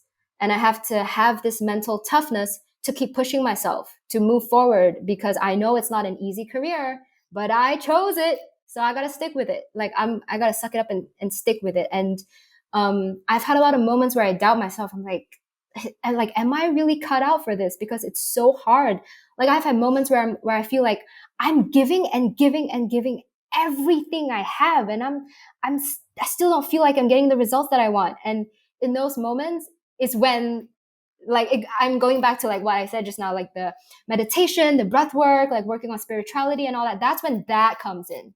Like, when I'm at those, like, at those crossroads of doubt, and I'm like, okay, like, regroup, refocus, remember why you started doing this, remember why you're doing this, because you're passionate about it, and this is what you love, and this is where you see yourself going. And it's like, regroup. Okay, regroup, done. All right, back at it. It's you got to have that, like, mental toughness to keep going, because I could have put out, like, 5 songs, and I could have been like, you know what, like, no one's booking me for any gigs, like, I'm not getting any jobs, I'm gonna quit and I'm gonna go get a 9 to 5 and do video editing and photography like I've always done, and that's gonna sustain me, because I know I can do that, because I have done that. But I was like, no, you chose this, like, stick it out, suck it up, stick it out, and you gotta trust yourself. It's like, you just gotta find that, like, inner strength to just fucking push, man. It's tough, but that's half the work. Truly, that's half the work. It is And tough. yeah, like, I heard Mr. Beast talk about, like, how people ask him, like, why do you put, like, millions and millions of dollars into making a video? You don't have to put $5 million into a video budget when you could just do, like, 500,000, like 500K instead of 5 million, and you can still make a great video with 500K. And he said, well, if I thought like that, then you wouldn't be getting Mr. Beast videos at the level that y'all are getting them right now. And these videos wouldn't be what they are without the effort that I'm putting into them. Is it stressful to be dumping $5 million into a video and like literally having this whole production company and so many employees and people, like people's salaries are like on him, you know what I mean, on these videos, because he has like a whole production company, and it's like having so many people rely on you and putting this much money into something like a YouTube video. How do you know that's going to work out? How do you just not go crazy? And he's like, he just trusts himself. He's like, that's the vision. I'm going to execute it. And I know it's going to work out because I trust myself. Even like, no matter how stressed out I am, no matter how much sleep I have to sacrifice, it's still going to get done. It's still going to get done. It's just that like insanely tough mindset that you got to have and you got to cultivate. And again, I really do agree that, I mean, I do think that it takes a certain type of person to do those things, because some people just don't want that. And that's okay. That's completely okay. Yeah. Right. I do think that though, like, because of the world we live in and sort of the publicity that people like a Mr. Beast or anybody might get, like us Mm-hmm. saying that it's okay for people to not want to seek that can sometimes come across as being like us putting such people down, Right. which I don't think is right. Which is, again, I don't think that's fair either, because Mm-hmm. you should want to do whatever you want to do, right? If you're happy with the 9 to 5, be happy with the 9 to 5, and that's okay. Like, Exactly. um, I shouldn't be putting you down because you chose to continue your 9 to 5. Fuck, Exactly. you might be happier than I am because you chose Mm-hmm. your 9 to 5, right? Yeah, So I guess it's different metrics for different people, right? Like, what do you want out of your definitely. life? Exactly. And go with that. What do you Yeah. seek your happiness in? And a lot, again, goes back to self awareness, which also happens over time. Like, you don't know at the age of 21 what makes you happy. Or on the flip side, what makes you happy at 25 probably won't make you happy when you're 40. So Mm-hmm.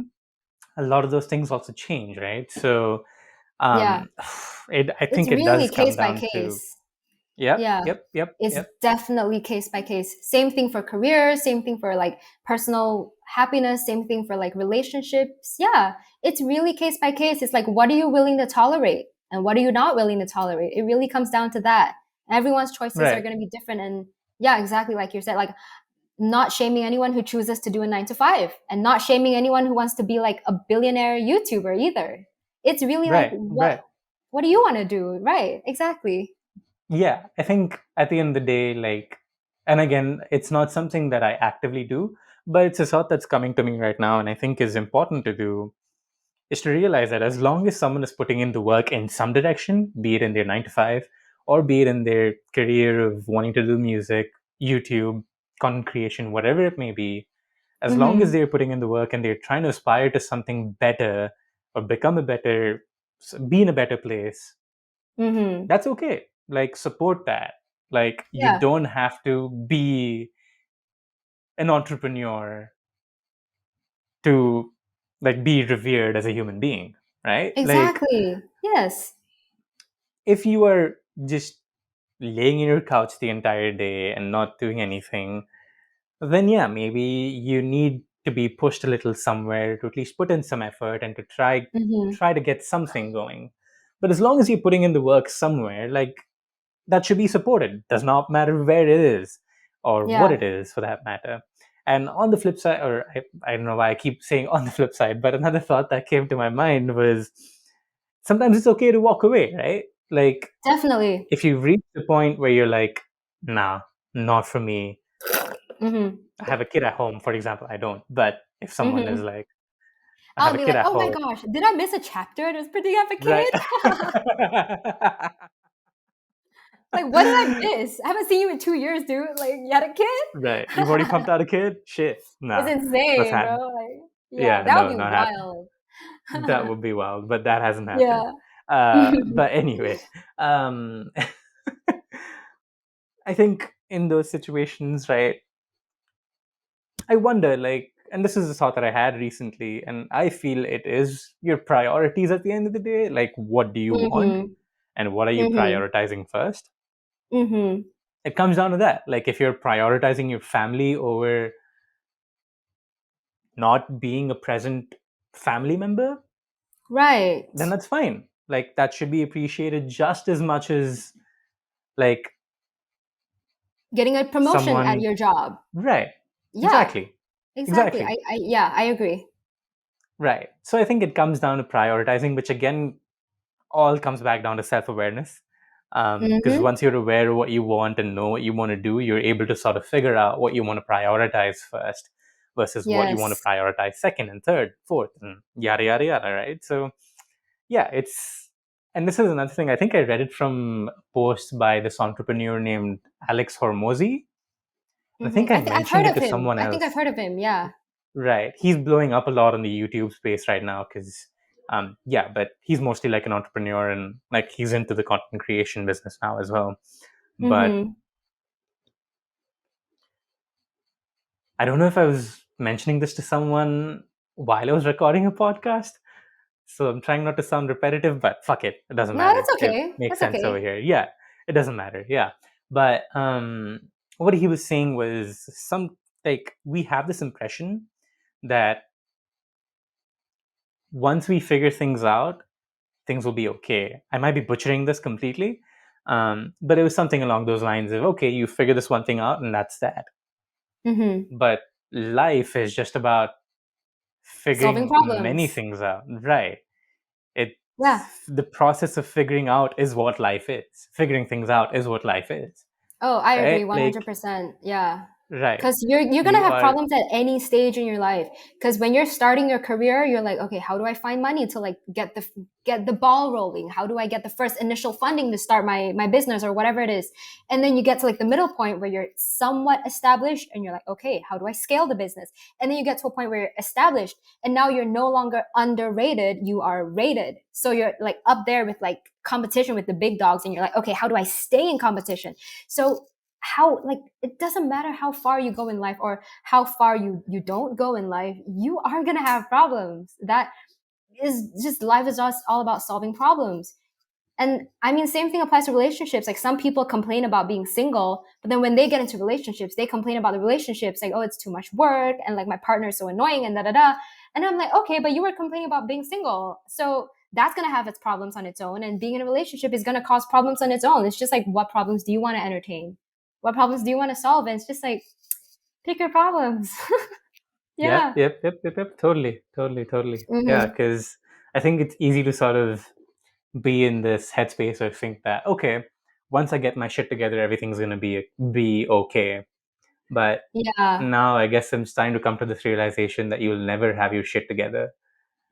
I think I've definitely been in that mindset before. Like, when I was starting out making music, I was like, oh, I would just like, everything is gonna work out for me if I have more listeners. And then over time, as I did get more listeners, I'm like, well, okay, I have new problems now. Like, how do I pitch this music to like record labels or something? It's just, you're gonna have problems coming constantly. And I think, um, like, going a bit deeper with this, I think it's all about purpose. Like, do you find your purpose in doing that thing? Because that purpose is going to be like your compass, almost. It's going to be like your north star, your guiding light, whatever you want to call it. And if something's your purpose, you're gonna stick with it. You're just gonna stick with it because you know that's like things that you're meant to do in this lifetime. It's like things you're meant to, it's like a mission. It's like a mission that you're meant to embark on, and it's like check boxes that you're meant to accomplish. Um, I'm not saying that life is just like a series of boxes that you're ticking off. I'm not saying that, but like, it comes down to a deeper sense of purpose. Is what I'm saying. Yeah, and like really connecting with yourself and really knowing what purpose is yours, and like what path is yours. Because I think the problem comes when you start comparing yourself to other people and other people's journeys. You start being like, oh shit, this person's a lot further along, and I'm just, I'm just here. And I struggle with that, definitely, in my industry and in my space. But the way that I've kind of trained myself to look at that is, comparison is like an escalator. So imagine you're going up an escalator. So an escalator is moving, right? It's moving on its own. So you're not like walking, you're just standing there and you're moving. So you're moving upwards, but like, it's like you're looking up and you're looking at the people that are at the top of the escalator, and you're comparing yourself like, oh, why are they like higher than me? This sucks. And I'm at this low point on the escalator. But the truth is, they just got on the escalator earlier than you. It's not because you're a bad person. It's not because you're a failure. It's not because you suck at what you're doing. They just got on the escalator earlier. And they just got put there earlier, maybe because, I don't know, maybe because they had more experience, or maybe because they're a bit older, or maybe because they had someone to help them get in the business. Like whatever it is, they just happen to start earlier than you, and they just have that leg up. But it doesn't mean that you're not going to get there. And I think like it's like our mind playing tricks on us. We see someone on a higher point on that escalator, and we're like, you know what, I'm never going to be there because they're like light years ahead of me, and I'm just like at the bottom of this escalator. But you gotta have that faith. And that's where the purpose thing comes in. Like, I know this is my purpose, and I know this escalator is going to take me up. I just have to keep putting in the work, and like I'll get that. I'll get there. I'll get to that point. And that person being there doesn't mean that there's no space for me. You know what I mean? Like, there's space for everyone. We can all win. It's not like one person wins and, oh, I can't win. Like, I can't be successful anymore because they took my spot. There's no such thing as someone took your spot. And I think it comes down to, like, you have to be connected to yourself to know what's yours and what's not. And sometimes that means saying no to things that look like opportunities. Because when you're so desperate, like when you're comparing yourself to everyone else, you start getting really desperate for your escalator to move faster.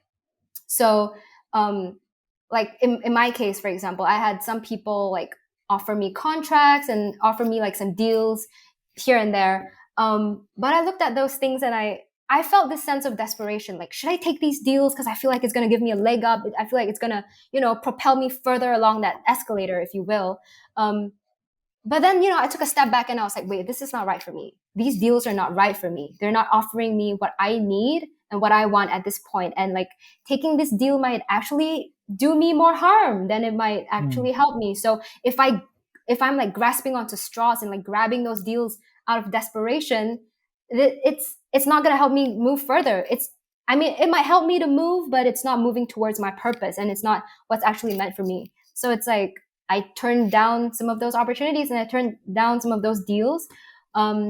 And that's just what it is. Cause I know that those things were not right for me. And I know that working with some of those people was just not right for me. And I didn't want to operate from a place of desperation, or from a place of lack. You know what I mean? Mm-hmm. Like I try to keep the mindset of abundance, knowing that like opportunities are abundant. Just because I let go of this one deal doesn't mean I'm not going to get more deals. I'm just waiting for something else to come along. And in the meantime, I'm just going to keep putting in the work. So it's like having an abundance mindset, not having a lack mindset. Because if you're constantly operating from a place of lack, that's going to reflect into your, like, what's inside is going to reflect onto your outside. You know what I mean? Yeah. So you're going to be looking around you, and the only thing you're going to see is how much you lack in your life and how much everyone else is further than you. But that's because you have this inner feeling of like, of lack. That's what it is. But if you're feeling abundant on the inside, there's nothing that anyone can say to you that's going to make you feel bad about yourself, because you're like, I know what's coming for me is going to come for me. It's like the universe has its timing, all that. So I'm like not worried. So that's how I ground myself when I get stuck in this loop of like comparison, and this loop of this frenzy of like, oh, I gotta catch up with what everyone else is doing, blah blah blah. It's like, nah, chill out. Like, take your own time. What's meant for you is not gonna miss you. That's what I think. Yeah, I think, and I don't disagree entirely. I do feel like, though, as long as you're putting in the work in that direction, what's meant for you won't miss you. I guess that's sort of like the caveat that I add to like to add. Maybe it's just helps me because sometimes it can be easy to not want to do the work. So that's kind of where you have to switch yourself on and be like, okay, if this is what you want, then you will have to put in the work, right? And then you won't miss that. You will get there as long as you're putting in the work. So at the end of the day, it, for me, boils simply down to putting in the work, like we've already kind of reiterated many times. And I really like the escalated comparison. Not thought about it that way, but that's a very good example because, yeah, like it puts into perspective where you are, where you might be relative to someone else. Yeah. And where you might want to be if you sometime down the road, right? So Mm-hmm. no, that's a very good comparison for that. I've never thought about that, so that's interesting. Yeah, that Um, came to me one day. Like I was thinking about this, I was just like ruminating on my ideas and whatnot, and that like escalator thing just came to me, and I was like, oh my god, like this makes so much sense, and I'm gonna keep that in mind from now on. So whenever I start going down that comparison spiral, I just pull myself back to that metaphor. I'm like, okay, mm, you're on your escalator. Like don't let them fool you just because they got on earlier than you. That doesn't mean that anyone's better than you, and it doesn't mean that you're a failure just because you're at a lower point on the escalator. Like, because the escalator is moving, it is moving, it's going upwards. So just let it do its thing. Yeah. yep, Another totally, totally. analogy, another analogy I've heard is also about like a train. It's like you're waiting for a train to come. So if you're at like a train station, and you know how like if you're like waiting for the subway or something, there's like this board and it says like 10 minutes. The train is arriving in 10 minutes. So you know that you have that 10-minute window for the train to arrive. And so that train is a metaphor for like the opportunity or like your stepping stone, whatever it is that you desire. And so, what are you going to do in that 10 minutes? Are you just going to sit around and bitch and moan and whine for 10 minutes that the train isn't here yet and I want it to be here right now and it's going to be here in 10 minutes? Like, it's coming in 10 minutes. So, use that time while you're waiting for that opportunity to come, or that train, if you will. Just use that, like, pass that time as lightly as possible.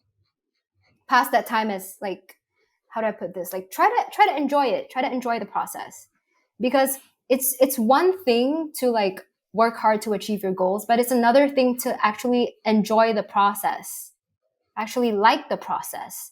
And it's like, do you want to wait for the train in that 10 minutes and be miserable the whole 10 minutes, or do you want to wait for the train in that 10 minutes and be kind of happy and like enjoy the process of doing the work? So that's what I've been trying to do. It's like trying to make things fun for myself, trying to enjoy the things that I don't love doing so much. I just try to make it fun, because if you're fun, like if you're having fun, time goes by fast. Like I don't know how that works for, I don't know, like fitness, for example, but the closest thing I can think of is like, if I want to go to the gym, I would ask a friend to come along, and the time's going to go by faster, and it's a little bit more fun. It's a little bit easier to do it with when you have company, I guess. Yeah. Totally, yeah. um a thought that kind of crossed my mind when you were talking about that was also this sense of patience, right? Like, Mm-hmm. you might have to wait for those 10 minutes, but that's okay. Calm Mm-hmm. down, wait for those 10 minutes. Now, I guess if you had to extrapolate that further into like our own personal goals and the things that we aspire to, like, I guess the struggle with being patient comes in because there's a level of uncertainty. You don't know when you're going to get to a certain point. So I guess it can be a little hard to be patient. Mm-hmm. I'm just thinking out loud. Yeah. But I wonder if that's the case. And sort of that's kind of when you have to still kind of ground yourself and be like, look, um, it's okay as long as you're putting in the work, as long as you are giving it your 100% or 200%, Mm-hmm. you will be okay. Like, trust the process and be patient. Yeah. And Mm-hmm. this is, again, a lot of things. I mean, I'm sure a lot of different spaces talk about this, but um, I'm kind of reminded of this through like reading the Bhagavad Gita, which is like similar to, I guess, the Bible, the Quran for other religions. But yeah, it's Yeah. about I've heard don't you worry mention about the that like outcome, throughout the right? years. Yeah. Yeah. It's like you don't worry about the outcome, right? You Mm-hmm. worry about the effort, and the outcome is secondary. The outcome is something you have no control over. And it's hard. Like, it is very hard to separate yourself from that. But Mm-hmm. it's something that you have to constantly remind yourself, I feel, to where you're like, okay, I don't have any control on what might happen after I put in this effort. All I have Mm-hmm. control over is putting in this effort, and I will give it my best shot. And what Right. happens after that happens after that. We'll see what happens. Yeah. So yeah, I think it's sort of like constantly having to remind yourself also to where you will get there, put in the work, the rest is not up We'll to you. follow. Yeah, and like Yeah. all you have is the present moment, really. And it's like a massive contradiction because a lot of like spiritual practice or meditation practices and like all these things, the main takeaway is like be in the present, right? Like that's the whole point of Hmm. meditation, right? Be in the present, be in Right. the now. But then again, it's also like if you want to achieve things, if you want to get to where you are with your goals, you got to think about the future. So it's like, okay, I'm supposed to be in the present, but I'm supposed to visualize the future, but then I'm supposed to like it's this infinite like contradiction that I don't know. I just find it super interesting because for a long time I was so confused. I was like, okay, Mm. so I'm supposed to stay in the present, but then I can't really do that because I'm worried about the future. But then, of course, it makes sense for me to be worried about the future because I'm trying to achieve things. Like I'm trying to go somewhere. I'm not trying to stay stagnant. And I feel like if I'm staying in the present too much, then I'm gonna be complacent. And I don't want to be complacent. I want to keep hustling. I want to keep working. So it's like it gets to a just a mind fuck. If you think about it too Yeah. much, it's a mind fuck. And I guess what I got out of that was like all you really truly have is right now. And I think a lot of the like going back to visualization, a lot of those practices is like putting yourself in the energy, in like putting yourself in alignment of the person you want to become, like aligning your energy with that so you can apply that energy to your present moment. Because you can't be your future self, you can only be your present self, but you can operate with the energy of what that person has. Like, does it make sense? It's Yeah, like, yeah. I think in a yeah, sense of you continue on the path of pursuing a better you, but don't sort of get that action paralysis or like getting stuck in the loops of your thoughts, I guess, yes, to where you feel like you're just worrying about the future but not doing anything in the present that could affect your future positively, right? Like if you're doing things right now, they will have an implication on your future. And again, this is not a super well thought out thought, I guess, but it's just coming to me based on, I guess, whatever I know and whatever we spoke about.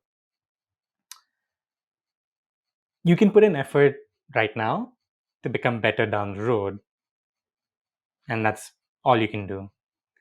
You can't worry about what might happen down the road, um, because you don't have control over that time, but you do have control over how you could better put yourself in a better position to be in the future, I suppose. I don't know if I'm making a lot of sense, but there's like um, fireworks in my background, so like I'm listening, I'm just muting myself because there's fireworks in you're my good. background, You're but good. You're like, good. It's yeah, probably all sorry, the go Diwali on. celebrations now. You're good. You're It good. is, it You're is, good. yeah.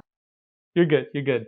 But yeah, like I feel like that's what it comes down to at the end of the day. Like it's effort that you're putting in right now that'll get you somewhere down the road, but you kind of have to avoid yourself or avoid this feeling of worrying about what will happen 10 years down the road, because you can only Yeah. work to put yourself there, Mm-hmm. right? Like you might have some goals, say, okay, 5 years down the road, I want to have 1 million followers. Okay, what can you do now to get yourself there? Okay, I Mm-hmm. can market more, I can collaborate more, I can pump Mm-hmm. out more content, I can do this, I can do that. Okay, then pick Mm-hmm. that up. Do what you can do. Like out of those 10 things that you can do, which ones do you have the ability to do right now? Okay, Mm-hmm. do that. Yep. Okay, Yep. once you've It's done all about that, taking the steps. Yep.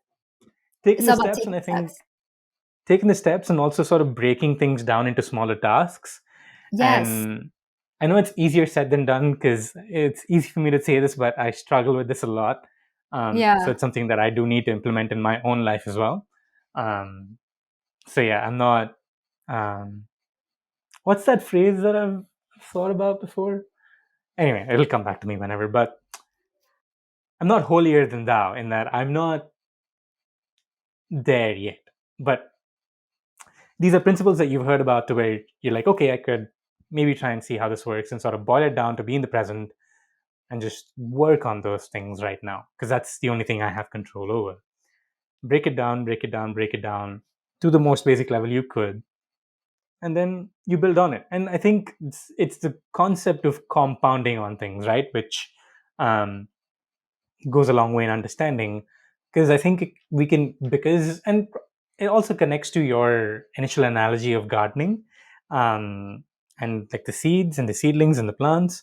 Um, it's compounding, right? You put in the effort now, you sort of have to remind yourself that this will compound into something down the road, and it's more of a long term process, not something short term. So you have to be able to accept the fact that it's okay if you don't see anything right now. Trust the process, you will get there.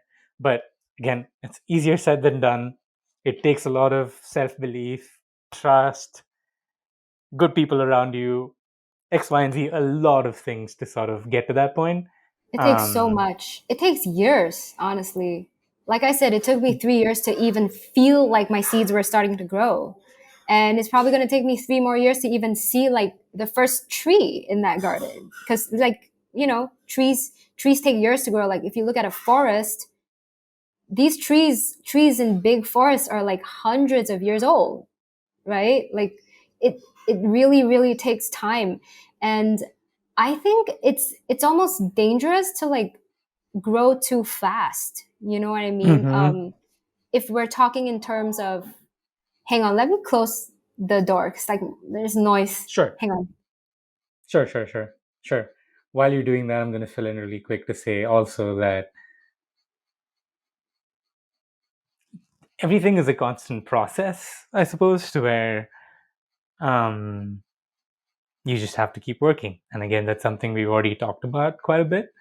Um, but things take effort, Yes. and yeah, that's that's the sort of bottom line, I suppose. Is things take work, things take time, things take energy. How much of you're willing to give is something you figure out as you go along the way, and that can change over time for multiple reasons. Um, I do want to sort of ask you to sort of bring us back onto, I guess, more about your music a little more specifically. Yeah. Talk to me about what the music making process is like in terms of, say, you've decided, okay, I'm going to release X song by Mm-hmm. this time. Where do you start, and how do you get to that finishing line with that one song? Like how do I start writing a song? Yeah, like what's your process, I guess? Okay, well, I get asked this question a lot, and I don't always know how to answer it because like it's different for everyone. Some musicians start with lyrics, and some musicians start with um they start on guitar, or they start on piano. But for me, this is gonna sound kind of strange maybe, but I have like a song machine up here, and you could literally give me a chord right now, or you could give me a key, and I'll be able to write you a song, like a full song in my head without having to touch a piano or a keyboard or a music production software. You can give me anything to work with, like a snippet of a melody or like a snippet of a drum beat, and I'll be able to like formulate, like write a whole song in my head. Like I have the whole vision mapped out up here. And so when I have that, all I have to do is take my idea and put it into my music production software. So what that music production process looks like is choosing different elements of the song. So like the drum beats, and so drums are gonna depend on what genre the song is in. So if you're making a hip hop song, you need hip hop drums. If you're making an electronic like EDM dance music song, you need EDM drums. And these are things that it takes time to learn as a producer, because you're not going to start out knowing what drums go with what genre and what instruments go with what genre. That's something you have to learn over time. And it's what I'm learning. It's called sound selection. The process is called sound selection. But once I have the song idea mapped out in my head, I have to put it down now, and I have to go through sound selection. So I'm picking out drums. I'm thinking like, do I want to lead the song with piano, guitar, or like some synths? Or do I just want to do like a bass line? I kind of build like the skeleton of the song, like Mm. flesh out my ideas, and then um, I'll send them over to my co-producer. His name's Rory, and I've worked with him on pretty much my first album, and we're still working together now to like do other songs. So I'll send him ideas, or sometimes he sends me ideas, but we basically send ideas that are kind of like half sketched out. It's not a full song, but it's kind of like a draft, and it's just like to test the waters, to be like, what do you think? Do you think we can turn this into like a full piece, like a full song? And sometimes if everything goes well, we finish the song. If all the ideas are flowing properly, we go back and forth on ideas. We I don't know. There's a lot that goes into production, and sometimes it takes months. So it's hard for me to like summarize all of that, but it depends on the inspiration. Because if I'm super inspired, I can crank out a song in a week, like start to finish in a Mm. week. But if I'm not quite feeling the inspiration, it's going to take months. Because like I said, usually I have a whole idea for a song mapped out in my head. So I have the vision of like what the song is going to sound like. I know what it's going to sound like. I can see that. But as a creative person, it takes time to get your ideas to the same level of your skill. So, and this is like taste. It's like you have taste. That's why you're an artist. That's why you're a creative person, because you have taste and you know what sounds good and you know what you want to make. So your taste is up here, but your skill level is not yet at the level of your taste. And that's where it takes the work. You got to do the work to become like, better at making the right choices so that you can make a song that's like up to your taste, up to your that like standard. Does that make sense? So Mm. yeah, it's taking time, and I would say I'm obviously I've grown, and I'm like a lot better now at writing, production, and recording, and all the intricacies of making a song compared to 3 years ago. Because if you listen to the first song that I made, like, boy, that's rough. Like, that's rough. I don't even listen to my old stuff because it's cringe, man. It's just Mm. I hear it and I'm like, damn, I used to sound like that. Like, me today I'm able to hear all the flaws, all the things that I would have done differently. But that's because I've grown. I've grown, and my technical skill has grown, and my taste has grown, and I've also evolved as a musician, as a writer, as a producer. So I'm able to listen back to the first song that I put out 3 years ago, and I'm able to be like, you know what, I would have made those choices differently. I would have sang that line differently. I would have recorded it differently. I would have went through the engineering process differently. There's all these little details that I can like criticize and nitpick on. But again, I just think that's a sign of growth. And it's a good thing. It's a good thing that I'm cringing at my old work. It's because I know what needs to be done to make it better. And I'm sure that in 3 years, in 5 years, I'm gonna look back at the stuff that I put out today, and I'm gonna be like, wow, Mm. that sucks. Like, I should have done that differently. But I think it's all part of the process. You do it, and you learn and you improve as you grow.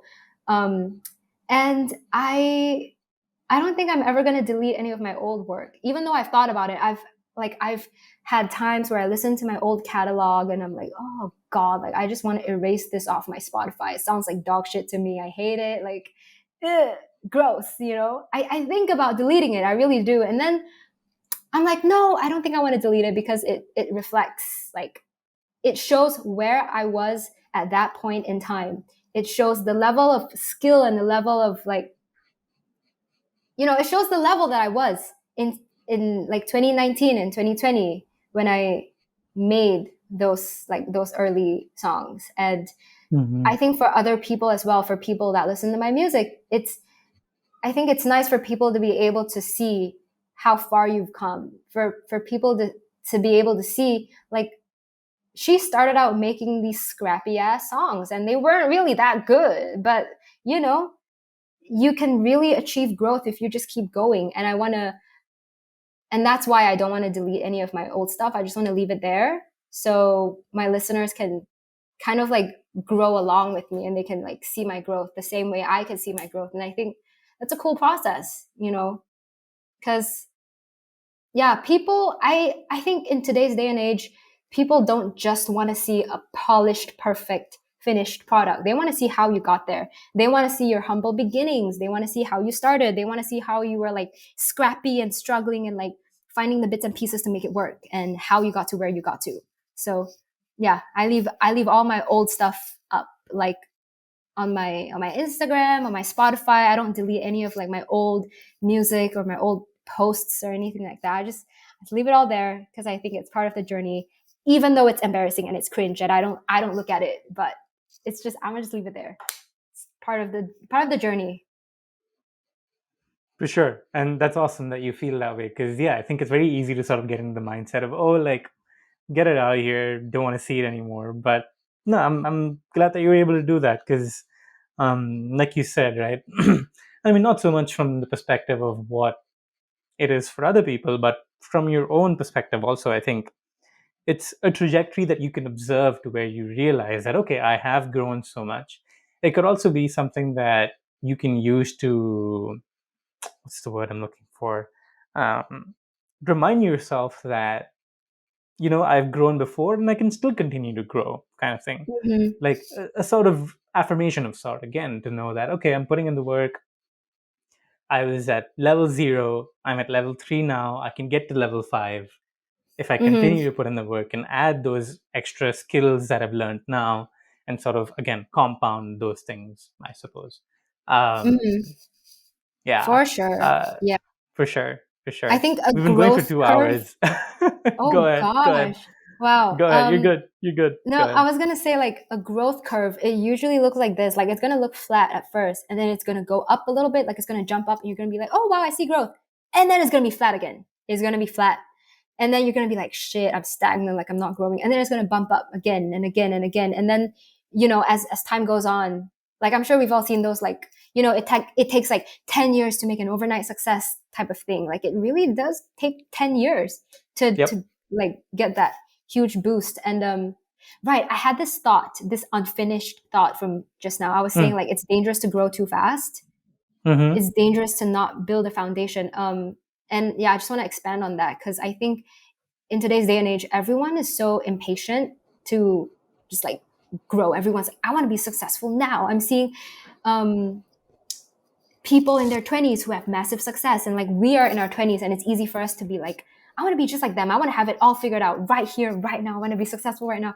But Mm-hmm. if you get like this golden ticket or this golden opportunity that like shoots you up to that level of success way too fast, and you don't know how to build those foundations, that's not going to last. And it's scary because um personally, I've seen a lot of musicians and artists like get to that point where, let's say they sign a record deal, they sign with the label, and that company or that record label just gives them a ton of money, and their career just goes up just like that, like massive success. Everyone knows them, their music's a hit.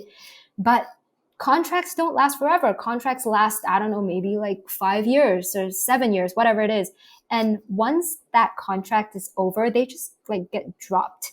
And then they don't have a way to sustain that level of success, and so their whole life like drops along with that because they didn't build that foundation. They don't know how to, they didn't have like the scrappy beginnings.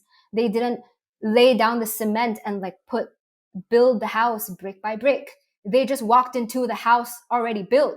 So when the house kicks you out, they don't know how to build another house. You know what I mean? And so if you take the time to build your own house, like lay down the brick, lay down the cement, it's going to take a long ass time. But when you have that house built, the house is built. Like no one can kick you out of that because you built that. You know the ins and outs of what it takes to build that house. So yeah, I think that's just something to keep in mind for people in our age group, like in our early 20s, mid 20s. It's just take time to build your house, take time to grow your garden, and don't don't try to, how do I put this? Like just, you don't have to grow so quickly because chances are you don't know what it takes to like even build your foundation. And that's going to make it worse in the long run. Like you're going to be in your 30s and then be like, shit, I don't even have a foundation because I never learned how to build it. You know what I mean? So I'm okay with like taking a longer time to do whatever I want to do, as long as I'm the one building the foundation, I'm the one building the house. if you will. Right. And this is a similar thought that I've had recently too. Like, and I think some of this is also cultural in the way that we think, okay, at age 20, I need to have this. At age 25, I need to have this. At age 30, I need to have this. And da da da da da da da. But I think sometimes it's so easy to forget that some people, instead of getting there at 30, they get there at 35, or they get there at 45 for that matter. And that's still Mm-hmm. okay, right? I also think that as long as someone is putting in the work, they're okay. Like if they're not putting in the work, then again, that's a different kettle of fish altogether. But Mm-hmm. if they're putting in the work, they'll get there. Give them the time, they will get there. Like, yeah, so I do kind of agree with you in that sense. Like, it's better to take it easy, take it slow. I mean, not from the sense of how much effort you're putting in, but from a sense of how you are experiencing things and like shooting up, Oh, I suppose. hang on. You're good. You're good. You're good. You're good. But yeah, just expanding on that thought, it definitely is easier to, I guess, stay grounded when things happen at while going upward.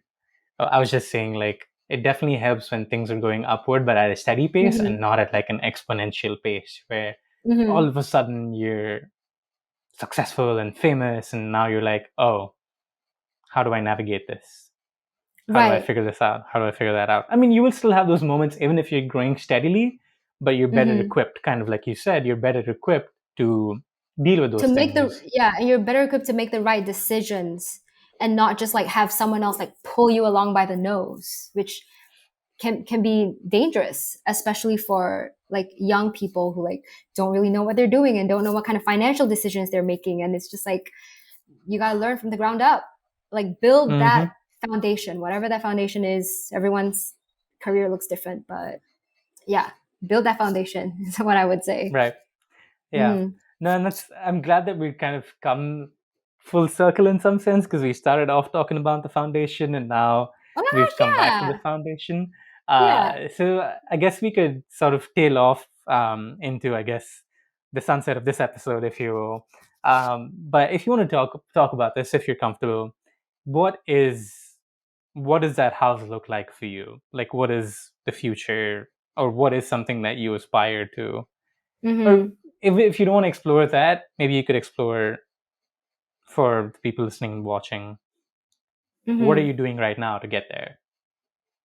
Okay. No, that's a great question, and I'll go into that. I see myself being able to play my music at like really big shows, and that looks like concerts, that looks like music festivals, and this year I've had those opportunities on a small scale, like obviously nothing super grand. And I was this year, I was booked to play at the biggest music festival in Malaysia. It's called Good Vibes. I don't know if you're aware of the whole debacle that went on. It got canceled. I I don't know much about it, but you don't need to explore it if you don't want to, unless you want to. But yeah, That's okay. but I'll yeah, just like summarize it super quick. So basically this like the biggest music festival in Malaysia, it's called Good Vibes Festival. Um, booked me to play there this year, and I was like super over the moon. I was excited because it's the biggest music festival, and super big music acts are playing there every year, and it's like highly anticipated. And then it got canceled because of a very uh, like whatever, google it, whoever's listening, like if you know you know, but the festival got canceled. It was just like this huge fiasco, and so I didn't get to perform, and I was super bummed because like this was literally a massive opportunity for me. So I felt like I got robbed, and I felt like I never got to experience this huge milestone that I was supposed to experience, because like they booked me. It wasn't like I reached out to them and asked them to hire me. It's like they literally found me and like reached out to me. But anyways, going back to like goals and where I see myself, I see myself performing at shows like that, on festival stages, concert stages, and I definitely hope that there's going to be more of those opportunities in future. Even though the one this year got canceled, which like so disappointing, but you know there's still next year. We'll see. I don't know what's going to happen next year, but I want to do more shows and definitely want to release more music. I'm currently working on my second album, which is super exciting. Mm-hmm. I put out my first album this year, and it was like my first ever kind of like body of work as an artist. And it's far from perfect, very imperfect body of work, but I decided to put it out anyway because I just wanted to like have that milestone to document my growth. Like, here's my first album. And I feel like I've grown a lot since then. And I'm now prepping for the second album. So I'm working on that. I'm going in a new direction that I've not been in before. So not going to spill too much on that, but I'm excited. So that's where I'm going. That's what I have in store. And I hope that my music is I hope that I can connect with people around the world through my music. Like, I want my music to be the mode of expression for me to like connect with people and for people to resonate with a message, whatever that is. Because I write music about a lot of things. I've written about heartbreaks. I've written about breakups. I've written about love. I've written about self growth, chasing your dreams. I've written about like ambition. And I'm just going to continue to write music about what resonates with me. And I think my biggest wish as an artist is just like, I hope people can resonate with that. And if people can like feel the emotion that I put into the music and it impacts them in the way that I feel when I'm writing it, then like, that's all I want. That's what's going to make me happy. And if I get to perform that for people, then even better. So that's what I have lined up. That's where I see myself going. Yeah. Hope that's a good answer. No, no, it totally is. It totally is. And more power to you, right? Like, uh, for you to stick it out, even when you sort of notice the barren garden, it takes a lot of self belief, and more power to you to be able to like channel that and sort of continue to go on this path. So more power to you. Wishing you Yeah. all the success. Honestly, And yeah, I feel like if I don't like have an outlet for my creative ideas, like I go kind of crazy. I don't know. I think it's mm, like an I think it's a creative thing. I think a lot of creative people experience this, but if you don't have an outlet for your ideas and you just like keep them stored, then that creative energy is going to be destructive, because like the opposite of creation is destruction. You create or you destruct, right? And so having all these abundance of creative ideas, like, it's what makes me an artist. It's what makes me who I am. And I have to execute on these ideas, because if I don't create, then I'm going to destruct. Like, and that goes into like, that destruction goes inward. It goes towards me. And that's where like the mental, like beating myself up and mentally going around in circles and like overanalyzing things, that's what's going to self happen if I don't destruction. yes, basically like mentally self-destructing. That's what's going to happen if I don't have a creative like release of all those ideas. And I think that's like ultimately the gift and curse of being an artist. That's the gift and curse of being a creative person. It's like you have all these ideas and you have all these thoughts and feelings, and you have this like sensitivity that normal people don't have, or like you see things that normal people don't see.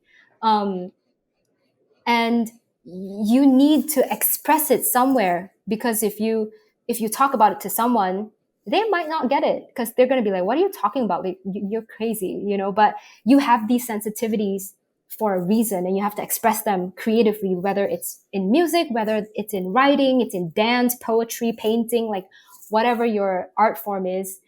Because if you just keep it all in, then that, like I said, opposite of creation is destruction, and that destruction is going to turn inwards and it's going to eat you up. It's just going to eat you up. It's like, I think the best analogy is like having a dog, having a really active dog in your house.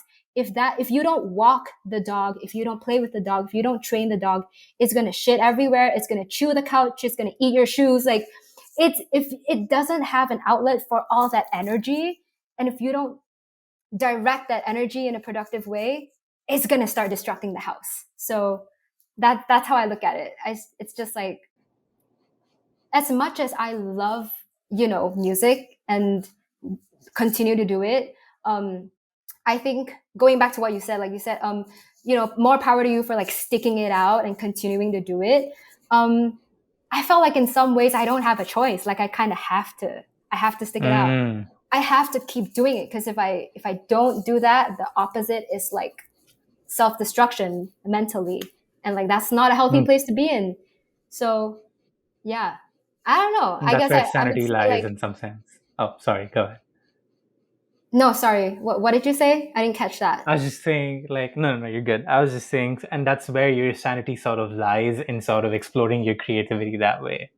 Exactly. Like that's my sanity point because it's like stay sane and like have those ideas be expressed or like not have those ideas be expressed and literally go insane.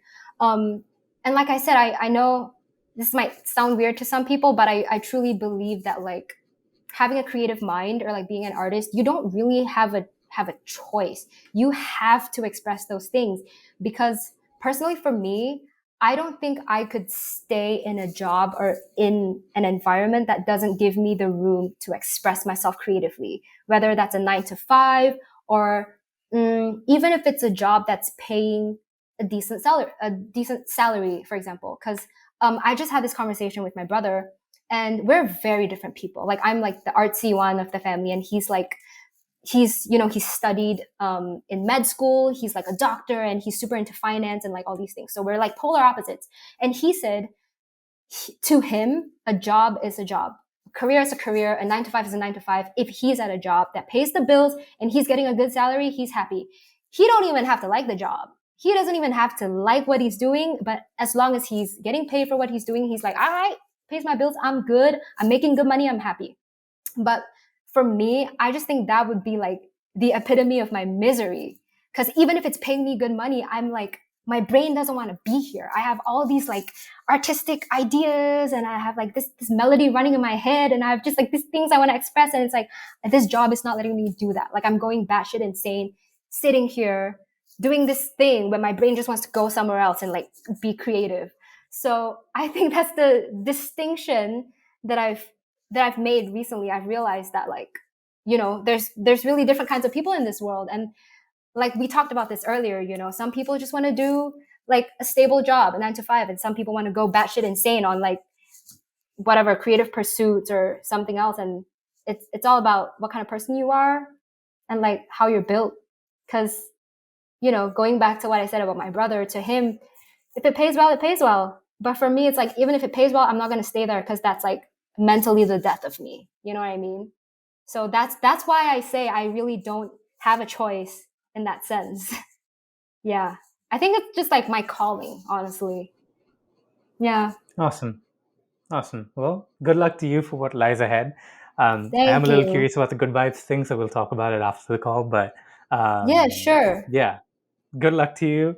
And yeah, Thank for those you. of you, yeah, of course. And for those of them who are interested in wanting to follow Mars, I'll have her socials and pages linked in the description or the show notes of this episode. Cool. So go check those out. Uh, but yeah, thank you so much for coming on. I appreciate you taking the time to do this. Sorry for the whole daylight savings thing I remembered early in the morning. No, it's okay. Um, It's all good. Thank you for having me. This of ran course. long. We're like 2 hours, 15, 16 minutes in. So yeah, thank you for having me. Thank you for like Of hearing course, me of out. course. Of course, totally, totally. And I'd be down to do this again if you're open to it too. So, Hell um, yeah. yeah, yeah. So cool. Thank you so much. And for those of you listening and watching, thank you so much for joining us. We will see you guys next time.